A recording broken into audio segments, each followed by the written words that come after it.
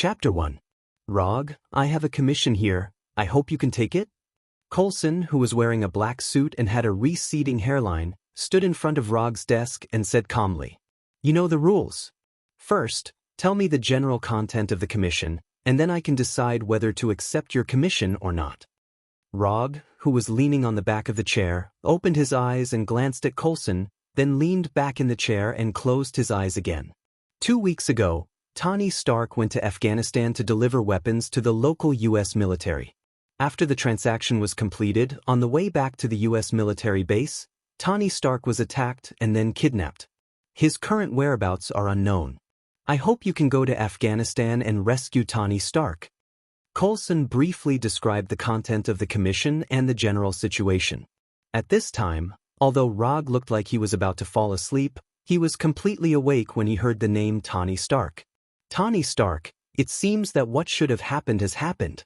Rog opened his eyes and sat up, then took out a scroll from the drawer of his desk and placed it in front of Coulson. Just as Rog was about to open the scroll, he suddenly remembered something and put the scroll back in the drawer. "I have something to deal with now. Come to me at 5 o'clock tomorrow afternoon." As soon as his voice fell, Rog's figure completely disappeared in front of Coulson as if he had teleported. Although the scene before him didn't conform to common sense, Coulson wasn't surprised by it. After all, this was not the first time he had watched Rog disappear in an instant. Through the flying Thor technique, Rog instantly moved from his office to the roof of a warehouse next to the Hudson River. And here, there was Rog who looked exactly like him, waiting for him. "Thank you for your hard work." As soon as he finished speaking, Rog, who had been waiting here for a long time, turned into a cloud of smoke with a bang and dissipated into the air.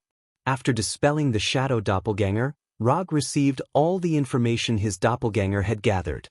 On the surface, Roger's identity was that of a detective with his own firm.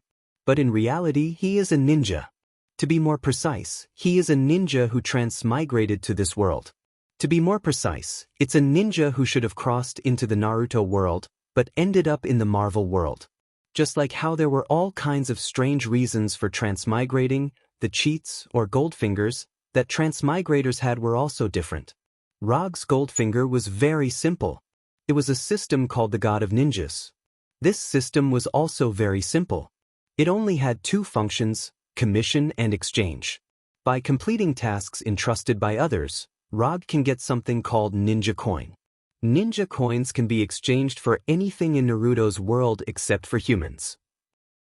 For example, ninjutsu, Kekkei Genkai, secret arts, ninja tools, tailed beast. As long as he has enough ninja coins, Rog can exchange all the ninjutsu in Naruto's world, and all the Kekkei Genkai, Kekkei Genkai, Kekkei Genkai, and even all the 9-tailed beasts, making him the real god of ninjas. The future that the system can give is very good. The only drawback is that it is not as easy to get ninja coins. Rog has been in this world for 3 years, but he still didn't get many ninja coins, and he barely exchanged 9 ninjutsu. For example, the shadow doppelganger that had just been removed was learned by Rog through the exchange. As for the advanced ninjutsu, Flying Thor, it is the system's friendly care for the newcomer, and it is one of the rewards in the newcomer gift pack. If he hadn't mastered the S-class ninjutsu, Flying Thor from the beginning, Rog wouldn't have the ability to complete the commission, and it would be impossible to exchange ninjutsu through ninja coins and enhance his strength little by little. The mission information given by Kingpin is actually accurate, which is a bit inconsistent with his character. The main reason why Rog didn't immediately accept Coulson's commission is that he still has an unfinished commission. The 4th rule of commission is that the next commission cannot be accepted before the commission is completed. This commission rule is not Rog's rule, but the system's rule. As for similar rules, in addition to this one, there are 4 other rules. As for whether there will be more commission rules in the future, Rog himself is not very clear. But in any case, the commission rules formulated by the system are relatively reasonable rules, and there will not be some extremely unreasonable rules. After understanding the general situation in the warehouse, Rog did not hesitate and jumped directly from the roof of the warehouse and came to the door of the warehouse. On the surface, this warehouse is the warehouse of a shipping company, but in fact, It is the largest base of the hand in New York, where more than 100 hand ninjas are stationed all year round. Rog doesn't know why Kingpin is against the hand, but since Kingpin's commission has passed the system's judgment, and Kingpin himself is very willing to pay for it, so Rog doesn't mind acting as Kingpin's thug. Only the commission written on the commission scroll and judged by the system can get ninja coins. The amount of ninja coins is determined by the system's judgment. This is the first rule of commission. It is because of the existence of such a rule that Rog has not received many missions in 3 years, which seriously slowed down his steps to become the god of ninja. Compared with the person next door who became a true god in less than 2 years, Rog feels that he has seriously lowered the comprehensive score of the Traverser's achievement. At the moment when Rog just appeared at the door of the warehouse, the hand ninjas disguised as idle security guards noticed his appearance for the first time. Although they are all ninjas, Rog doesn't think that these guys who don't even know ninjutsu and only know how to chop people with ninja knives are his peers. How can the welcoming ceremony be without a grand flame? Although these hand ninjas didn't know what Rog wanted to do, when they saw Rog suddenly standing in the same place and looking like he was going to blow, these hand ninjas suddenly noticed a strong death crisis. Katan Grand Fire Annihilation. Although the name of ninjutsu does not affect the power of ninjutsu, Rog still likes to read the name of ninjutsu before performing ninjutsu. There's no reason, just because it looks more handsome. With Rog's exhalation, a flame came out of his mouth. When this flame first appeared, it was only the thickness of a finger. But as the distance increased, the flame became bigger and bigger, and finally turned into a huge sea of fire of tens of meters. Like the roar of the god of fire, it slammed into the door of the warehouse, instantly breaking the door, and madly pouring into the warehouse. Uchiha Madara's Grand Fire Annihilation is really domineering. Chapter 2. There are 2 types of ninjutsu that can be exchanged by the system. One is the standard version, and the other is the personalized version. The standard version, as the name implies, is an extremely standard ninjutsu, standard power, standard consumption, nothing special, everything needs to be developed by oneself. The personalized version is the version with a strong character personality. For example, Rog's Fire Release. Grand Fire Annihilation has a strong style of Uchiha Madara. The power is greater, but the consumption of chakra didn't change, and in the process of exchange, you can directly get Madara's experience on this ninjutsu. You can either spend time slowly to become stronger, or you can directly spend money to become stronger. Although the personalized version of ninjutsu is more powerful and less hand seals, it also consumes more ninja coins, which is one of the balance given by the system. However, this advantage doesn't exist for Rog. Along with Flying Thor, there are also Muji Jutsu and 7 Attribute Chakra. Flying Thor, Muji Jutsu, 7 Attribute Chakra, these 3 are all the rewards in Rog's gift pack. For some ordinary ninjutsu, such as Shadow Clone Jutsu, Rog exchanged the standard version. But for some ninjutsu, he exchanged the personalized version. After the raging sea of fire poured into the warehouse, it caused terrible damage. A small number of hand ninjas stationed in the warehouse were directly burned to death. As for the others, although they were lucky enough to survive, they were also left with significant injuries. This is the difference between having ninjutsu and not having ninjutsu. They are all ninjas, but the 2 are completely different. Rog's Grand Fire Annihilation lasted for 5 or 6 seconds and then stopped. It didn't last long, but it left a terrible impression on these hand ninjas. Is this really a human? A Grand Fire Annihilation directly killed a quarter of the hand ninjas in the warehouse. Even so, those who survived by luck didn't have the slightest intention to escape. They took out their weapons and had the momentum of dying together with Rog. Your aura is not bad, but unfortunately, you are too weak. Rog didn't care about the killing intent of the hand ninja. They were just a bunch of small fries. They didn't have the ability to harm him at all. Under the gaze of these hand ninjas, Rog casually walked into the warehouse, as if he wasn't walking into a warehouse where a group of murderous ninjas gathered, but a large shopping mall filled with people. Perhaps it was because Rog's invisible contempt had stimulated their hearts, Or perhaps it was because the previous grand fiery annihilation had left a deep impression on them. Not long after Rog entered the warehouse, a hand ninja attacked him from the dark. The sharp ninja sword was aimed directly at his vitals. "Do you want to dance too?" When the ninja came in front of him, Rog dodged the katana full of killing intent.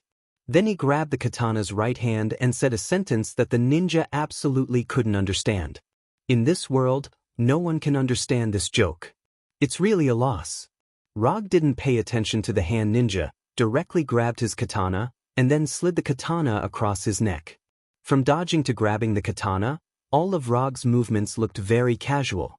It was as if he didn't kill a highly skilled ninja, but a chicken that stretched out its neck on its own initiative. "Don't waste time, all of you come together." With that, Rog made an international hand gesture to these hand ninjas, showing the middle finger. Although there was a language barrier, the meaning of showing the middle finger was understood by all the hand ninjas present. And what made them even angrier than showing the middle finger was that Rog casually killed one of their companions, and then threw the dead hand ninja aside as if he was throwing garbage.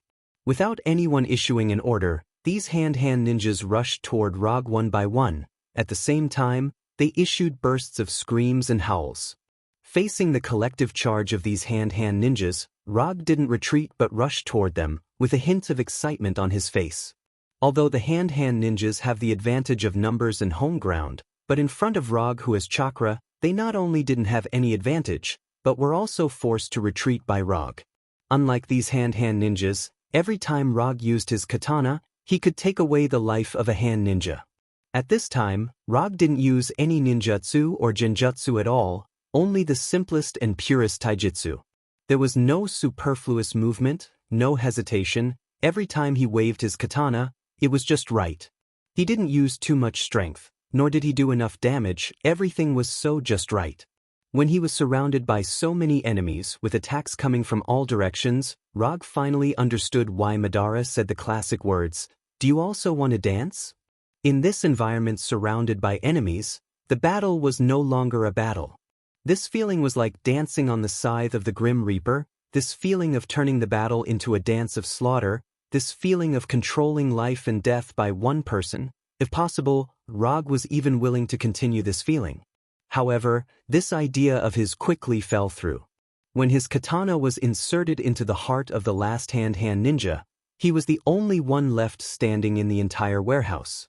Except for the ninjas who had died in fire release, grand fire annihilation at the beginning, all the other hand ninjas had been killed in one blow. The strong smell of blood enveloped the entire warehouse, and the ground was piled with the bodies of hand ninjas, and the bright red blood stained the entire ground.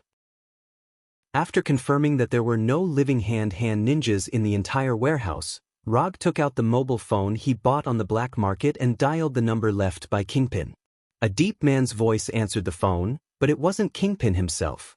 "Tell your boss that the warehouse commission has been completed, and he has 12 hours to pay." After that, Rog hung up the phone directly. After all this, Rog directly flying Thunder God and returned to his detective office. When he returned to the office, the first thing he saw was Coulson sitting on the sofa, casually browsing the newspaper. "Why are you still here? Didn't I tell you to come back tomorrow?" Coulson didn't answer, but looked at Rog seriously, and then asked helplessly, "Can you take less of such bloody tasks in the future? Although your evaluation in the Bureau is that you are harmless to the general public and don't need special detention, you have to consider the impact." As an experienced agent, Coulson could see at a glance that Rog had just finished a fierce battle. Although he didn't suffer any injuries, the blood of those hand ninjas inevitably sputtered on him, making him look like he had just come out of a slaughterhouse. Chapter 3. Forget it.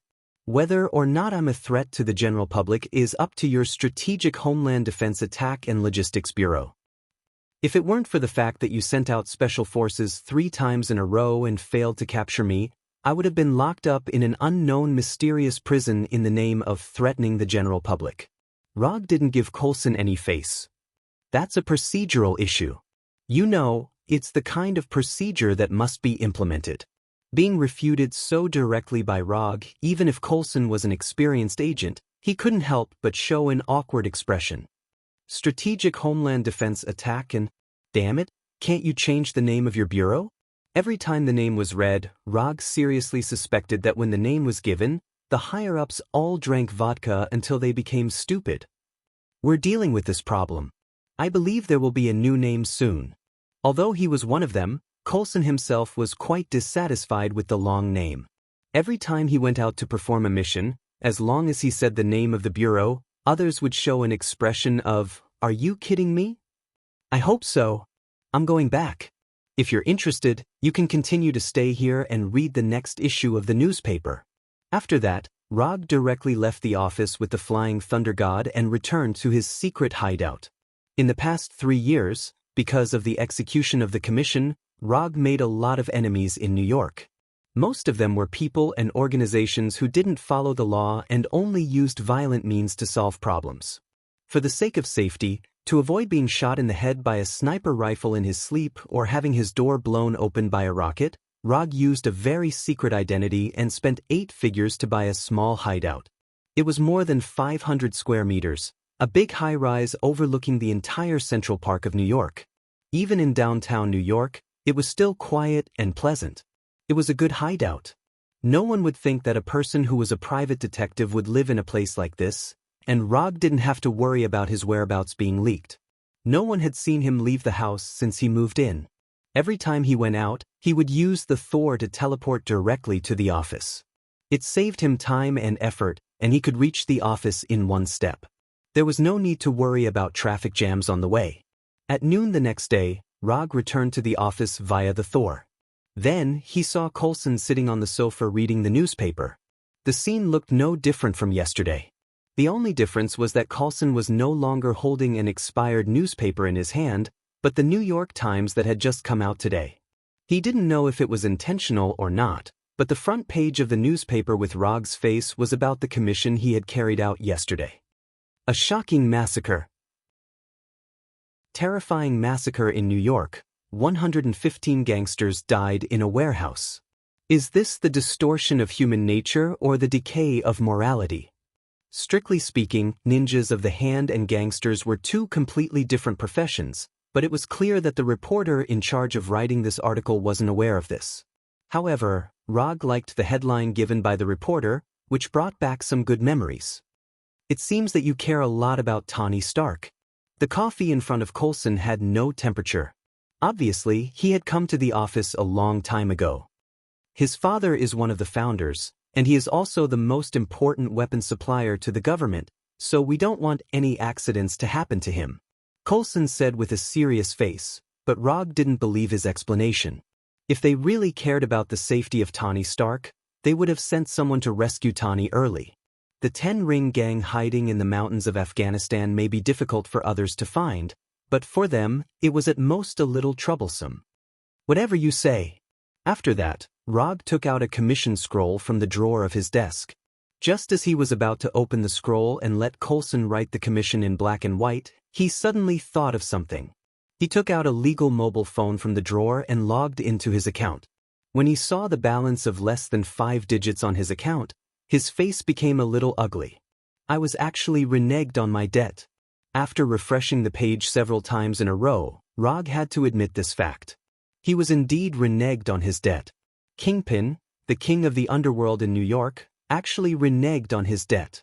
Although this matter looked a bit funny, in the System Commission column, the words, incomplete, were clearly displayed. The second rule of commission was that only when the reward indicated in the commission was received, the commission was considered complete. My last commission was reneged on by the client, so you need to wait here for another 5 minutes. I will be back in 5 minutes. As soon as his voice fell, Rog's figure disappeared in front of Coulson again. Having waited for the whole morning, it doesn't matter if he waits for another 5 minutes. Coulson had no objection to this. Although Coulson didn't know who Rog's last commission client was, he was very sure that the client was very unwise. Some people's money can never be reneged on, and it's best not to even think about reneging on your debt. Through the flying Thor, Rog directly teleported to the top of the Fisk building. The Fisk building is where Kingpin's headquarters is located, and before teleporting, Rog deliberately used chakra perception, to perceive Kingpin's position. Chakra perception jutsu is one of his accumulations in the past 3 years. He exchanged it from the system. It originally belonged to 2nd Hokage Senju Tobarama. This jutsu doesn't need to be printed, and the insight is extremely accurate. Even if the target is thousands of miles away, it can accurately perceive the vitality and chakra strength of the target. Except for the need to consume a lot of ninja coins when exchanging, this jutsu has no shortcomings. Because in this world, except for Rog himself, no one else has chakra, so this jutsu was slightly adjusted by the system, and the ability to perceive chakra strength was replaced with the ability to perceive energy strength. When he commissioned, Rog and Kingpin met once, so he was very clear about Kingpin's vitality. Before the Flying Thunder God, he perceived Kingpin's position in advance and found that Kingpin happened to be in the Fisk building. As for the Flying Thor technique on the top of the Fisk building, he left it a long time ago. Not only the Fisk building, but even the top of the Stark building also has the Flying Thor technique. In the past 3 years, Rog left hundreds of Flying Thor techniques in New York, so that he can teleport to various areas of New York at any time through the Flying Thor. Chapter 4. It's a good habit to leave Flying Thor jutsu behind. Especially when needed, this habit can help a lot. And with chakra perception, even if there are a lot of Flying Thor jutsu, it doesn't affect the accuracy of Flying Thor's teleportation at all. Kingpin's office is on the top floor of the Fisk building, which is only a few dozen meters away from Rog's current position. If he uses the method of breaking the wall, then the distance between them will be further reduced. However, Rog doesn't intend to do this, because he is a gentle person. Or he is a gentle ninja. Kingpin may have never thought that someone would come down directly from the top of the building to find him, so on the way to Kingpin's office, Rog was not stopped. Even Kingpin's blonde secretary with a curvy figure directly treated him as a normal visitor. Just as the blonde secretary with a delicate face and a proud figure was about to ask Rog if he had an appointment, Rog walked directly past her and pushed open the door of Kingpin's office. "Sir, you can't enter." Before the blonde secretary finished speaking, Kingpin waved at her and motioned her to leave the office. "Mr. Kingpin, I didn't expect that you, who has a big business, would rely on a ninja's hard-earned money." Although Rog's tone was extremely calm, Kingpin and his 4 men in the office could clearly feel the anger in his words. Before Kingpin could speak, his 4 men in suits and ties decisively pulled out their pistols from their pockets and aimed directly at Rog's head. With 4 pistols pointed at his head, according to common sense, Rog should stop moving forward to avoid further provoking Kingpin and his 4 men. But Rog didn't do this.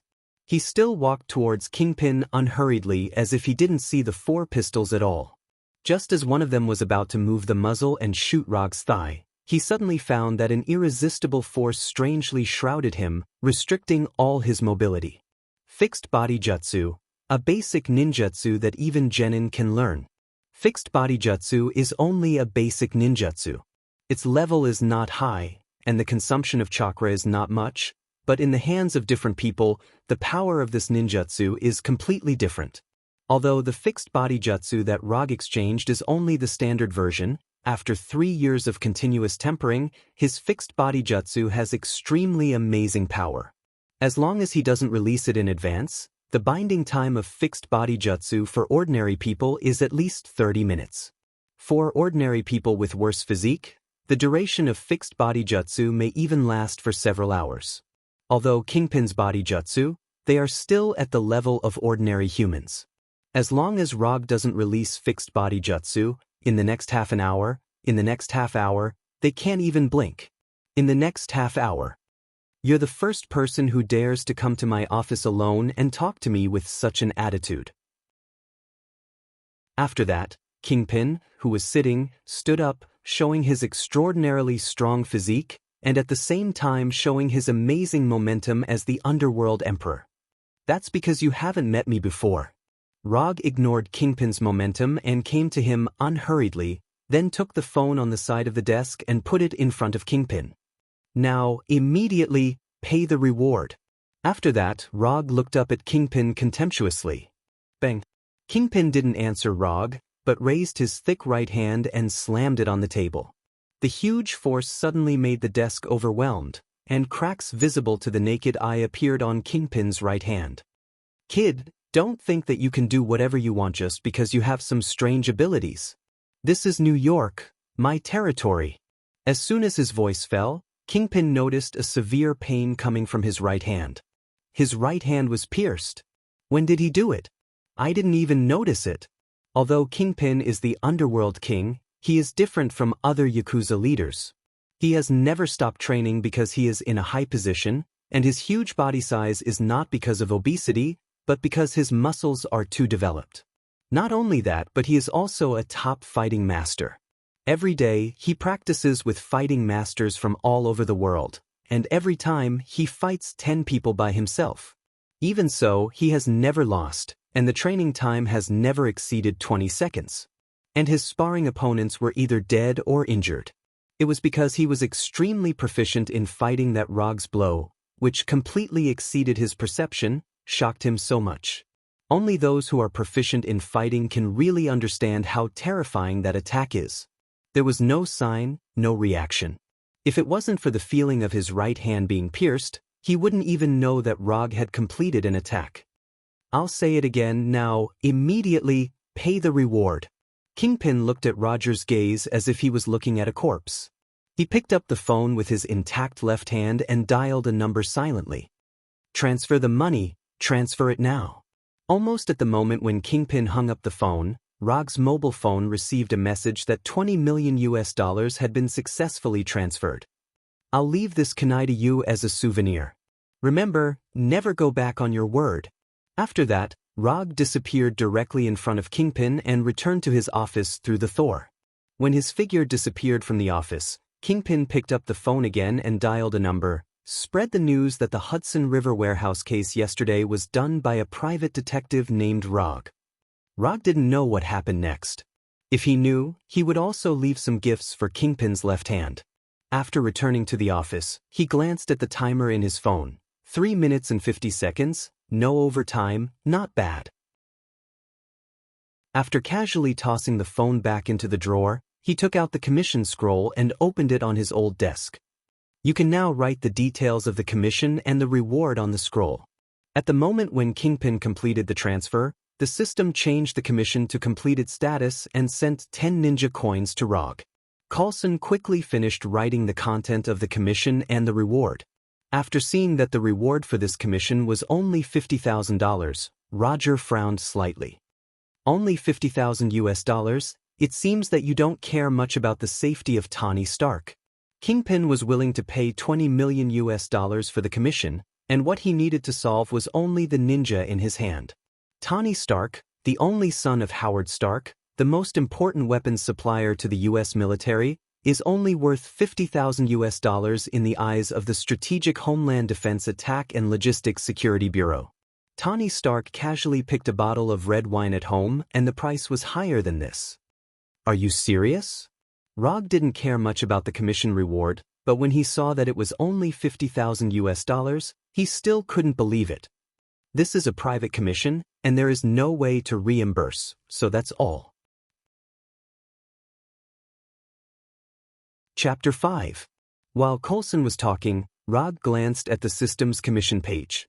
Commission content: rescue the kidnapped Tony Stark. Commission status: incomplete. Commission reward: 10 ninja coins. Rog was not surprised by this result. According to the previous commissions certified by the system, the possibility of this commission being passed is very high. After all, this is a commission involving Tony Stark. The only thing that surprised him was that the commission reward given by the system was a bit low.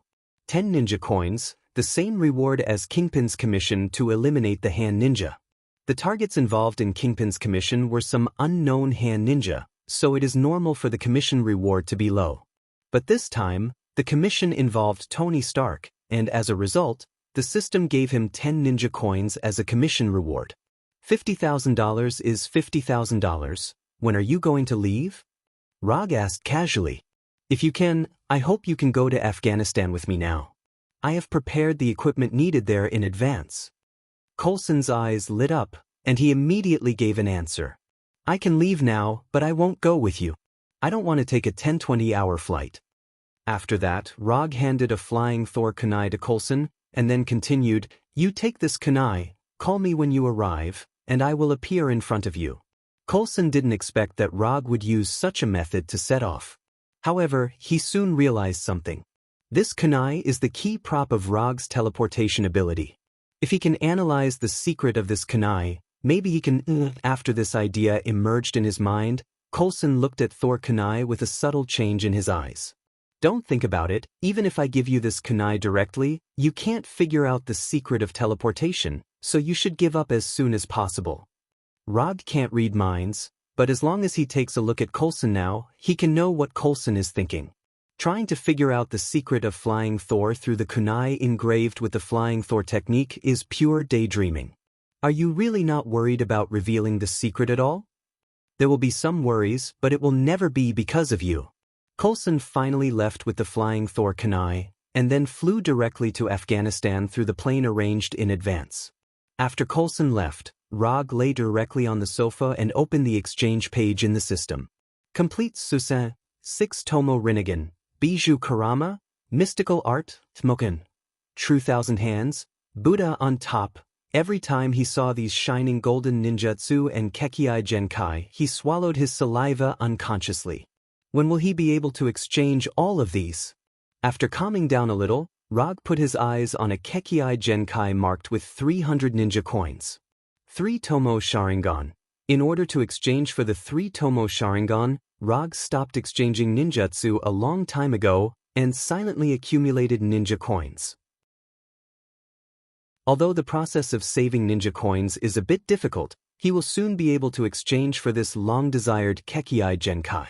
Unconsumed ninja coins, 295.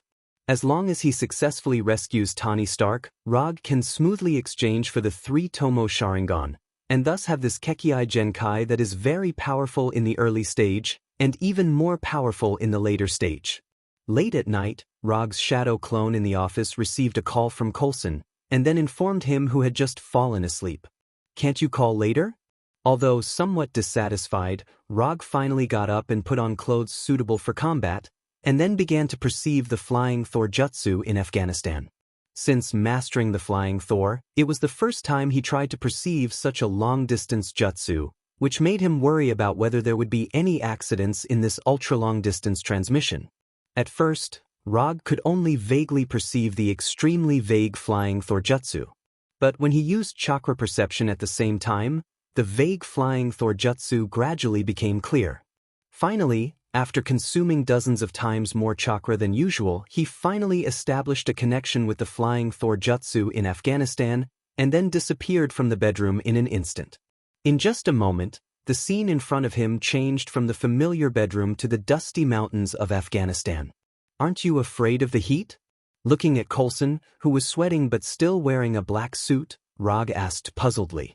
The suit is a gentleman's armor. It can protect me from harm. Coulson answered in an extremely formal tone. Rog ignored Coulson and set his eyes on the transportation prepared by Coulson. Isn't your organization quite rich?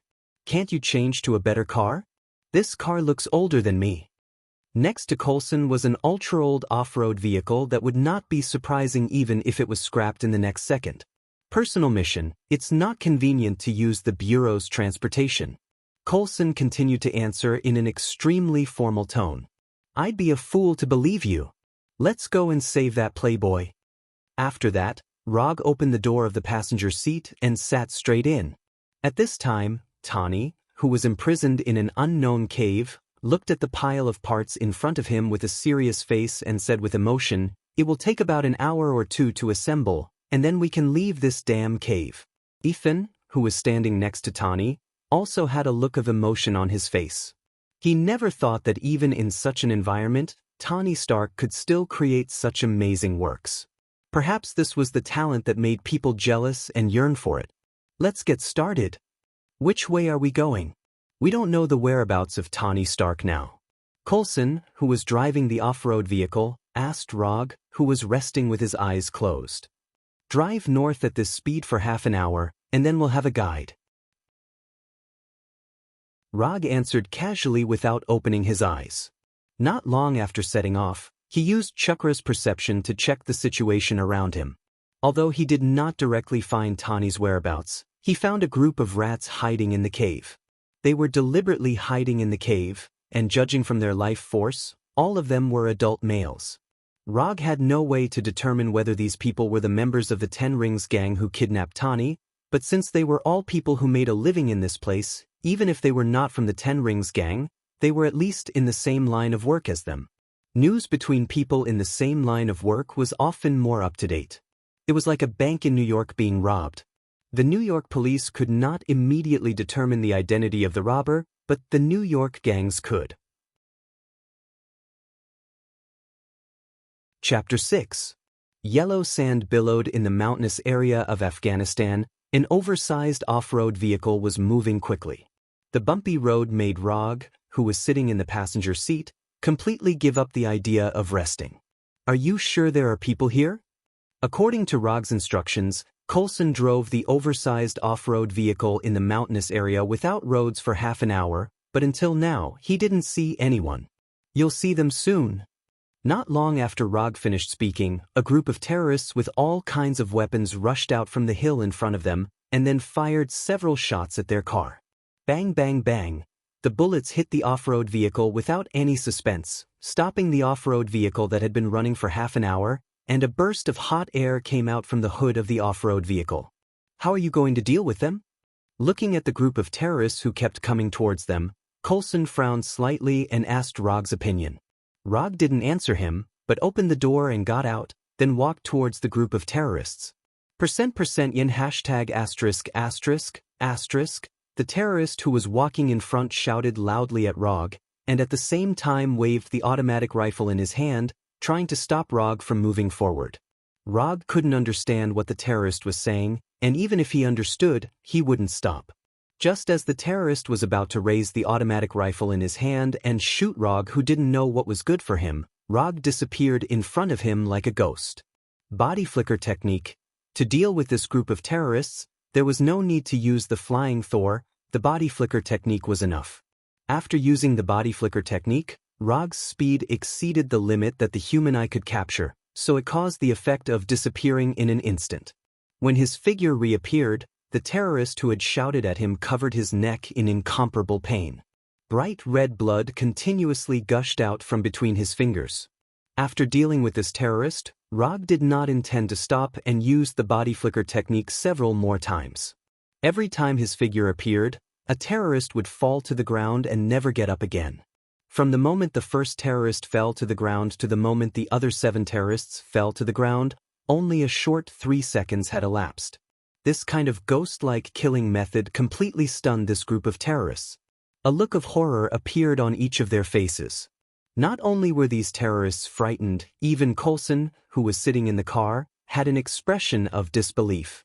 Is this guy really human?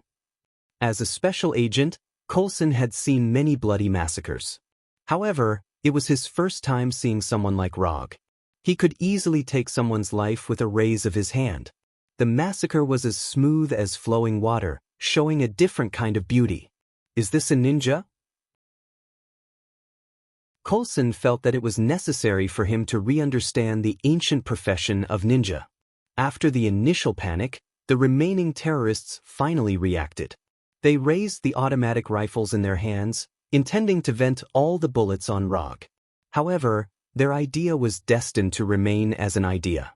After perceiving that they had the intention to resist, Rog instantly used the body fixation technique and completely restrained their movements. The remaining more than a dozen terrorists seemed to have lost their souls. They stayed motionless in the same place, maintaining the action of trying to raise their guns.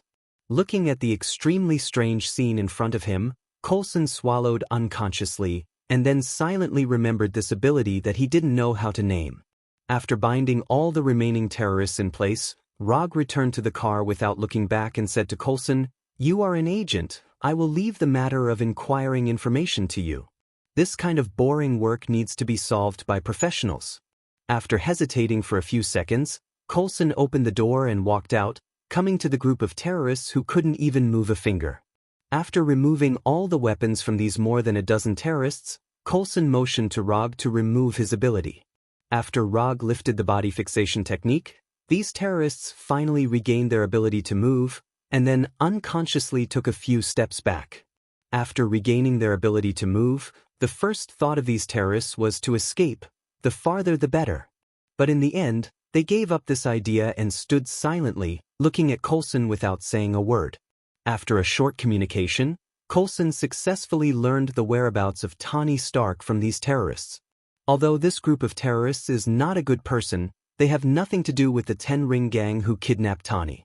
Of course, as colleagues in the same area, they have a detailed understanding of the recent actions of the Ten Ring Gang. They don't know that the Ten Ring Gang kidnapped the famous Tawny Stark.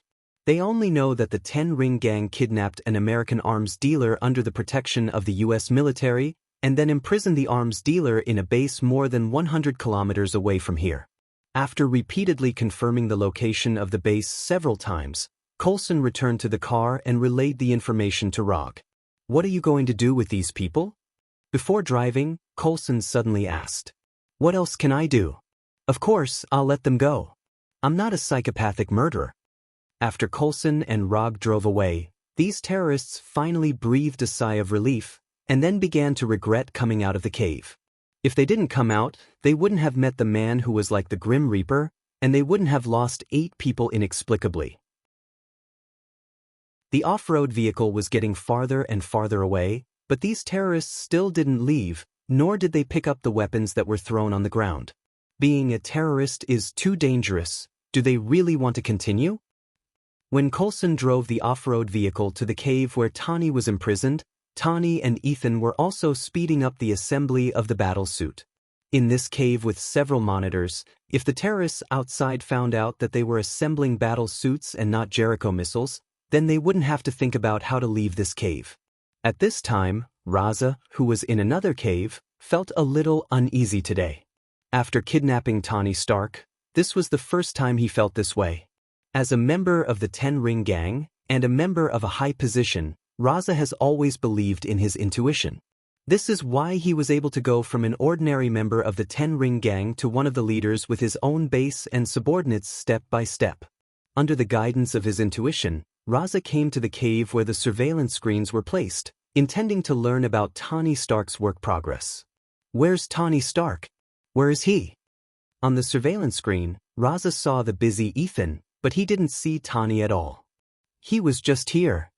A member of the Ten Ring Gang beside Raza quickly replied. Go and see what's going on. For some reason, the uneasiness in Raza's heart became more and more obvious.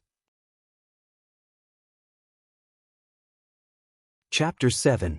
Ethan, start. 2 terrorists with automatic rifles ran to the cave where Tawny was held, opened the observation hole on the iron door, and shouted loudly. Say something, answer him. Tawny whispered to Ethan, who was helping him put on the battle suit. This is Hungarian, I don't speak it. Then just say a few Hungarian words. Ethan had no choice but to stop what he was doing and reply casually in his uncertain Hungarian. But obviously, Ethan's answer did not satisfy the terrorists at the door, and they continued to ask loudly. A few seconds later, the terrorists who did not get any further answer from Ethan motioned to their companions to open the iron door of the cave. Boom! The moment the terrorists opened the iron door, a violent explosion blasted the heavy iron door and the terrorists at the door away. After seeing this scene on the monitor, Raza, who had always been very cold, finally changed his expression and immediately issued an order. Everyone, take your weapons, don't let Stark escape. The next second, Raza suddenly remembered something, picked up the walkie-talkie in front of him, and issued a second order. Don't kill Stark, I want him alive. At this time, Ethan continued to help Tawny put on the battle suit in the cave. How's the effect? Tawny, who had entered the battle suit, could not see the effect of the explosion, so he asked Ethan in front of him. The effect is very good. Of course, this is the bomb I made. Tawny never doubted his ability. The reason why he asked Ethan was just to prove his thoughts. I'm almost done. Ethan's tone became a little excited. Wait, start the power system first. Ethan put down the wire in his hand that was about to be connected, turned around, and came to a shabby but functional computer. What should I do? The computer installed the program to start the power system of the battle suit, but this program was completed by Tani alone, so Ethan did not know how to start the program. Press the function key F11. Tell me when you see the progress bar. Under Tani's guidance, Ethan successfully activated the power system of the battle suit and returned to Tani to continue his previous work. After completing the final assembly of the battle suit, Ethan returned to the computer with an uneasy expression. We need more time. The installation of the power system of the battle suit was less than half completed, and it would take a lot of time to complete the installation. Hey, I'll go buy you some time. Then, ignoring Tani's dissuasion, he ran to the side of the dead terrorist and picked up the automatic rifle on the ground. Ethan! Tani in the Iron Man armor shouted loudly, hoping to stop Ethan from leaving. However, Ethan didn't look back. He picked up the automatic rifle in his hand and ran outside. At the same time, he pulled the trigger. Bang bang bang bang, bang bang bang, bang bang. As the gunshots got further and further away, Tani's expression became more and more serious. It didn't take long for Tani in the battle suit to hear a fierce gunshot, and then there were no more gunshots. Relying on the time bought by Ethan, the final installation of the power system of the battle suit was finally completed. At the moment when the system was completed, there was a sound of mechanical assembly in the cave, and the originally bright cave quickly dimmed and became dark. At this time, on the rugged mountain road 20 to 30 kilometers away from the cave, Rog, sitting in the off-road vehicle, suddenly felt a distinctive energy fluctuation. This energy fluctuation? Damn it, it's still too slow. Although Rog had not been in contact with the arc reactor before, he was sure that the energy fluctuation just now was caused by the arc reactor on Tani's chest. In this backward mountainous area of Afghanistan, it is impossible for other high-end technology to exist, so the energy fluctuation can only come from the arc reactor on Tani's chest. There is only one possibility for the energy output from the arc reactor to increase to this intensity in an instant, and that is, Tani activated the Iron Man armor Mark I. If Tani did not activate Mark I, Rog would not have been able to sense the energy output from the arc reactor. The amount of energy needed to prevent the shrapnel from entering the heart was too small to be accurately sensed. But now it's different. When Mark I was activated, the arc reactor on Tani's chest output a huge amount of energy, which allowed Rog to perceive Tani's location. Something happened to Tani, I have to go first. As soon as his voice fell, his figure disappeared from the off-road vehicle. Although he sensed Tani's location, Rog was a little depressed because Tani was now more than 20 kilometers away from him. Without the Flying Thor technique, he could only rely on the body flicker technique to hurry on his way. Although the body flicker technique can make the caster's speed exceed the limit of what the human eye can capture, causing the effect of flashing. But in the end, this ninjutsu is just gathering chakra on the feet, and then relying on the strengthening of chakra to move at high speed. In other words, you still have to run on your own, but the body flicker technique can make you run a little faster. I hate running, especially this kind of long-distance ultra-high-speed running. Although he complained like this, Rog did not lift the body flicker technique on his body. His whole person disappeared like a flash, and then appeared hundreds of meters away, and then kept repeating this process. While Rog was using the body flicker technique to rush on his way, Tani was wearing the Iron Man armor and fighting terrorists. Although Mark I looks a bit rough from the outside, this does not affect its power. The guns in the hands of the terrorists were simply unable to penetrate the outer shell of the Mark I. Tony, who was wearing the Mark I, was like an invulnerable god of war as he rampaged through the dark passageway, continuously walking towards the exit outside. When Tani solved the terrorists in the passage, he finally saw the exit and saw Ethan, who was shot and fell to the ground. Be careful! Ethan, lying in a pool of blood, shouted at Tani. Ethan's warning was accompanied by a grenade fired from a rifle. Boom! The grenade flew dozens of centimeters in front of Tani, blowing a big hole in the wall in front of him. The one who fired the grenade was none other than Raza. After seeing Ethan rush out alone regardless of life and death, Raza roughly guessed Tani's plan. As a top weapon inventor, Tony Stark would never be unprepared. So, when all his men went in to arrest Tani, Raza himself did not go in, but stayed at the hole with his weapon, waiting for Tani to come out by himself. I don't know if Raza's marksmanship is too bad or Tani's luck is too good. The grenade did not cause any damage to Tani. In return, Tani activated the small missile on the left hand of Mark I and gave Raza a more powerful gift. Chapter 8. Boom! Just like Raza's grenade, Tani's small missile also missed its target. Instead, it hit the wall behind Raza. The huge explosion blasted a big hole in the wall, and the splashing gravel buried Raza. Although the small missile didn't hit Raza directly, it also made him unable to fight and move. Tani didn't care too much about Raza's situation. He quickly walked to Ethan, who was constantly bleeding, and opened the steel helmet's visor. "Stark!" Ethan called out to Tani weakly. "Get up, let's go." Tani looked at Ethan, who was getting weaker and weaker, and said slowly, "Even if it's for me, you have to get up and follow our plan." "Actually, this is my plan." Ethan's voice became weaker, and his breathing became more difficult. "Get up, you still have to see your family." Although Tani didn't have much experience in battle, he knew very well that once Ethan's spirit relaxed, Ethan would never be able to stand up again. "My family is dead, I'm going to see them soon." Tani was silent. He didn't know what else he could do now. "Don't worry, I have nothing to worry about." After hearing Ethan's answer, Tani was silent for a few seconds with a solemn expression. Then he sighed weakly and said to Ethan very seriously, "Thank you for saving my life. Then cherish it, don't waste your life." After that, Ethan took a few painful breaths and then slowly closed his eyes. Watching Ethan die, Tani's heart surged with an uncontrollable anger as he controlled Mark I to walk toward the cave entrance. In the dark cave entrance, the figure of Mark I became clearer and clearer. Outside the cave, there were dozens of terrorists with rifles in their hands, aiming their muzzles at the entrance of the cave. When Mark I walked out of the cave, these terrorists shouted and pulled the trigger at the same time. The bullets hit Mark I like a bomb, and the sound of metal hitting metal rang out continuously. The impact of the bullets made Tani, who was wearing Mark I, shake a little, but none of the bullets penetrated the armor of Mark I. After shooting for a few seconds, the terrorists stopped shooting and looked at Mark I at the entrance of the cave with a panicked expression. "It's my turn now." As soon as he finished speaking, Tani activated the flamethrower on Mark I's hands.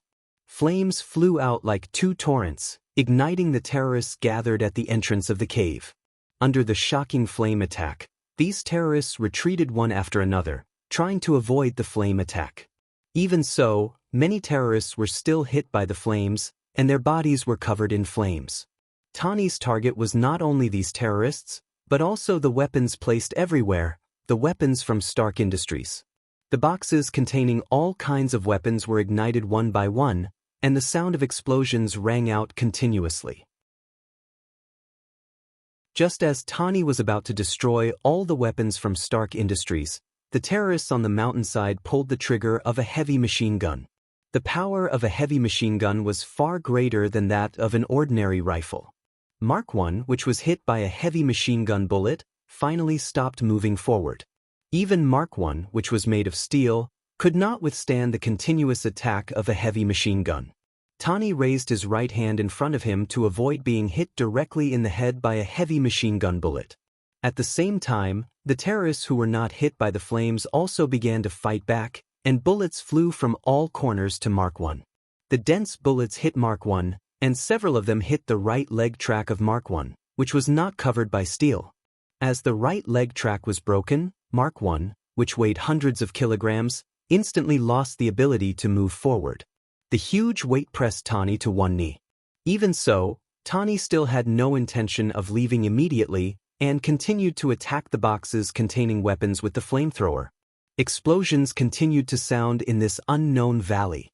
After barely standing up, Tani raised his left hand and pressed the jet button on his left arm. Although Mark I did not have the ability to fly, it had the ability to fly for a short period of time, which was also Tani's last card to escape.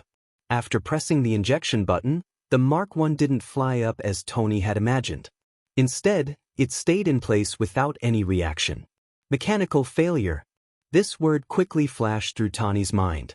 Then, Tani decisively gave up his plan to fly away and threw himself to the ground and covered his head with his hands. Boom, boom, boom. After being burned by the flames, the weapons from Stark Industries exploded without any suspense, and the whole valley was instantly enveloped by the flames of the explosion. The powerful explosion swept through the valley, engulfing the terrorists who had not had time to escape. When the flames of the explosion gradually dissipated, the whole valley was in a mess. The traces of the explosion could be seen everywhere, and the guns and terrorist corpses scattered everywhere proved the power of the explosion. When everything returned to calm, Mark I, which fell to the ground, shook with difficulty, and then began to disintegrate. Because of the protection of Mark I, Tani did not suffer too much damage. Except for his bad image, everything else was okay. Tani, who came out of Mark I, glanced around. After confirming that there were no living terrorists around, he sat on the ground exhausted and gasped heavily. Not long after Tani sat down, a figure appeared behind him and hit him hard in the back of the head with the butt of a gun. The sudden attack made Tani faint. Before he completely lost consciousness, he saw a familiar face. The one who attacked Tani was not someone else, but Raza, who had just been attacked by him with a small missile. The huge explosion woke up the buried Raza. After trying to climb out of the rubble, what appeared in front of him was a messy valley and Tani, who was sitting on the ground and resting. Looking at the destroyed weapons and his men who had completely lost their lives, Raza wanted to shoot Tani directly in the head, but after seeing Mark I not far from Tani, he suddenly changed his mind. After an unknown amount of time, the unconscious Tani woke up again. When he opened his eyes, the first thing that appeared in front of him was the angry Raza. "Stark, I have to admit, I still underestimated you," Raza said while playing with the dagger. Tani did not speak, just looked at Raza silently. "I asked you to help me make Jericho missiles, and you made this thing." After that, Raza pointed to Mark I next to him, and then continued, "You killed my men and destroyed my weapons. I could have killed you now. But I'm willing to give you another chance. I'll provide you with the materials you want, and you help me make 20 sets of this armor. Not the current prototype, but the complete version that can be mass-produced. As long as you can do it, I'll let you go." Chapter 9. Tani, who was tied to the chair, looked at Raza as if he was an idiot, and then said sarcastically, "Do you think I, Tani Stark, am an idiot? Even if I help you build 20 sets of Iron Man armors, you will never let me go. The only thing you will do is to continue to imprison me in an unknown cave after you get the Iron Man armor and make me your slave forever." Tani's face at this time had no fear, only determination. "Kill me, I, Tani Stark, will never help you build any weapon, even if it's a bullet. You don't have to think that I will help you build it. Come on, shoot me. Aren't you a terrorist? Shoot me. Shoot me in the forehead and heart, you trash that is worse than a paramecium. Or, you are an incomplete life form, a frog with congenital Mongolian disease, a chimpanzee with yin-yang imbalance, a half-plant with decaying vitality, and a dino who degenerates 3 times a day. You don't even have the courage to shoot me. I even doubt that you can find the position of the pistol trigger with your brain cells that don't even have double digits." After saying that, Tony spat a mouthful of saliva at Raza, who was in front of him. "If this is your last wish, then I will help you realize it now." As soon as his voice fell, Raza pulled out the pistol clip to his waist and pointed it directly at Tani's forehead. "Farewell, Tani Stark." Just at the moment when Raza was about to pull the trigger, an indescribable strange force enveloped him in an instant, completely depriving him of the ability to control his body. The 6 men around him also enjoyed the same treatment as Raza. "Tani Stark, there is still a gap between your level of cursing and your IQ. If you want to provoke others, you can use the method of directly greeting the other party's mother, which will be much simpler." A voice with rapid gasps came from outside, and then a man with a sweaty face slowly walked in. The person who came in was none other than Rog, who had used the body flicker technique to travel more than 20 kilometers. In order to prevent any accidents from happening to Tani, he didn't dare to stop for even a moment. Along the way, he continuously used dozens of body flicker technique. Only then did he arrive before Raza opened fire. After coming in, he didn't even have time to kill Raza directly. He could only use the immobilization spell to stop Raza from shooting. Tani wasn't affected by the body immobilization spell. He was the only person in the cave who still had the ability to speak other than Rog. My name is Rog. I'm a private investigator. As for why I'm here, the reason is very simple. Someone asked me to come here and save you. While answering Tani's question, Rog found an unopened bottle of mineral water in the cave and drank a few mouthfuls to calm his throat down. After helping Tani untie the rope on his body, Rog took the pistol from Raza's hand and casually threw it to Tani, who was exercising his wrist. The people who are still alive here, except for me and you, are only a few of them. As for how to deal with them, you decide. After that, Rog left the cave and didn't care about what happened next. After being affected by his body immobilization spell, Raza and others couldn't resist at all, so there was no need to worry about whether Tani would have any accidents. After waiting for a few minutes in the messy valley outside, gunshots came from the cave, and 10 seconds later, an explosion came from the cave. Tani walked out of the cave with a dignified expression and asked Rog, "Who asked you to save me, Colonel Rhodes?" "It's not him, it's someone you don't know yet. He's driving over now. You'll see him in a while." After waiting for nearly half an hour in the valley, Coulson, who was driving an oversized off-road vehicle, finally arrived at the valley, then went straight to Tani and extended his right hand to Tani. "Hello, Mr. Stark. My name is Coulson, an agent of the Strategic Homeland Defense Attack and Logistics Bureau." Tani shook hands with Coulson with a puzzled expression. He was sure that he didn't know Coulson, let alone the Strategic Homeland Defense Attack and Logistics Bureau. "Well, I'll stop here for the self-introduction. Coulson, now you can give me the commission reward. Are you in such a hurry?"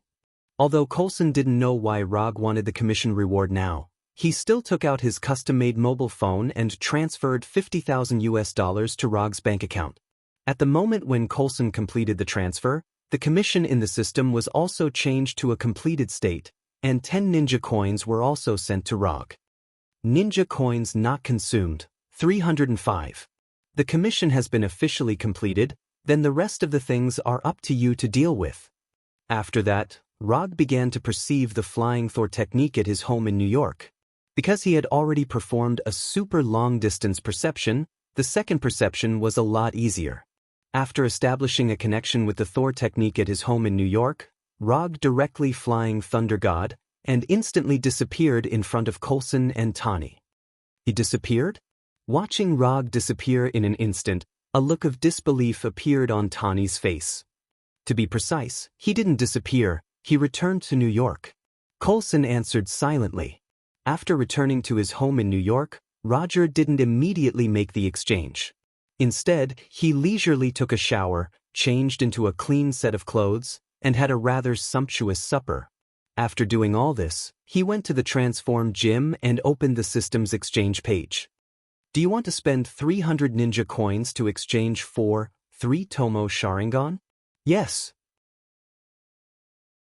At the moment when he made the confirmation, an inexplicable force gathered in his eyes, and the transformation was completed in an instant. When he opened his eyes again, he saw his eyes in the gym's mirror, which were completely different. Blood red 3 Tomo. The Uchiha clan's Kekkei Genkai is finally in his hands. Sharingan has the ability to observe, copy, hypnotize, and so on. It can give the holder extraordinary insight, observe the flow of chakra, apply and see through genjutsu, and copy taijutsu and ninjutsu that are not Kekkei Genkai. This is the real Sharingan, or the ability of Sharingan in Naruto's world. Because Rog is not in Naruto's world, but in Marvel's world, the system also made some small adjustments to the Sharingan's Kekkei Genkai. The ability to observe the flow of chakra has been changed to observe the flow of energy, and the ability to copy ninjutsu that is not Kekkei Genkai has also been adjusted to copy the extraordinary ability that is not given by genetic mutation and racial bloodline. Chapter 10. Rog wasn't surprised that the system adjusted the ability of Sharingan. He had already experienced it once when he exchanged the chakra perception of second Hokage-sensei. Moreover, the system adjusted the ability to copy the ninjutsu without Kekkai Genkai to copy the extraordinary ability without genetic mutation and racial bloodline, which is also a good thing. In this world, he is the only one who has chakra and ninjutsu, and he can't copy his own ninjutsu. So he is quite satisfied with the system's adjustment.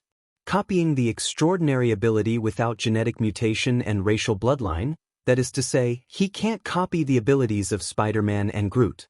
As for whether he can copy Thor's ability to summon lightning and Doctor Strange's magic, he can't be sure for the time being.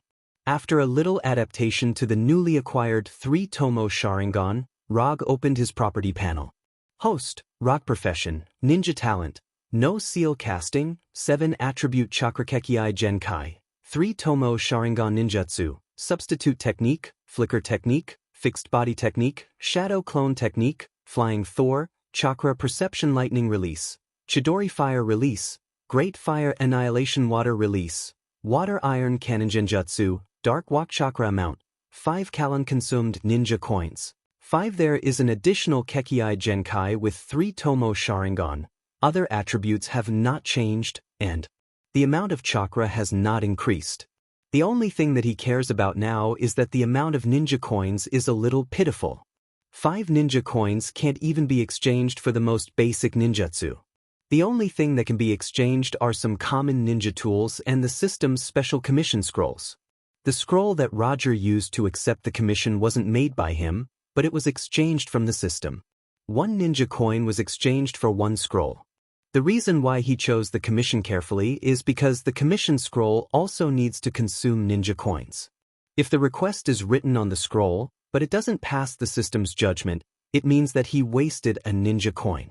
Therefore, before deciding whether or not to accept the commission, he would ask the client to describe the commission's content and judge whether or not it was possible for the commission to pass the system's judgment. He would not write down everything on the scroll. Of course, his judgment might not be accurate. Only the system could decide whether the commission would pass the judgment. Next, should I exchange for the Manjikyu Sharingan or Hashirama's Wood Release? It's a bit of a dilemma. Whether it is Manjikyu Sharingan or Wood Release, both are abilities that Rog yearns for. But the price of these 2 abilities is not cheap. Manjikyu Sharingan costs 200 ninja coins, and Mokutan costs 500 ninja coins. In terms of price, Manjikyu Sharingan is much cheaper, but this exchange price is based on the fact that you already have 3-Tomo Sharingan. If you don't have the 3-Tomo Sharingan, the exchange price of Manjikyu Sharingan is 500 ninja coins, the same price as Wood Release. Forget it, let's not think too much about it. I only have 5 ninja coins now, no matter which one I exchange, it will take a long time, I'll think about it later. After familiarizing himself with the 3-Tomo Sharingan in the transformed gym, Rog returned to his bedroom and began his interrupted sleep. New York, in a secret base of the hand.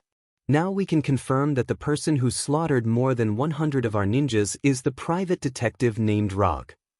Murakami said while wiping his katana. Let's do this. I propose that we use all the strength of the organization to kill this audacious boy. The dignity of the hand will not be trampled by anyone.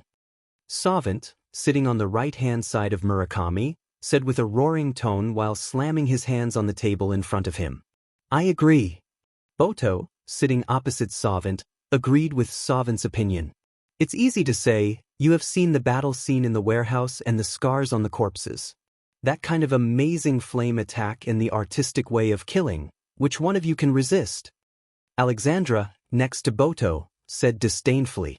We still have hundreds of fearless ninjas. We still have Kuroku. Savant fiercely refuted. Looking at Savant, who was getting more and more agitated, Mrs. Gao, who had been silent, slowly said, even if Kuroku makes a move, he may not be able to kill Rog. And I suspect that Rog is the bait thrown by the Holiness Church in order to make us come out in full force. After hearing the name of the Holiness Church, even the most irritable Savant couldn't help but be silent.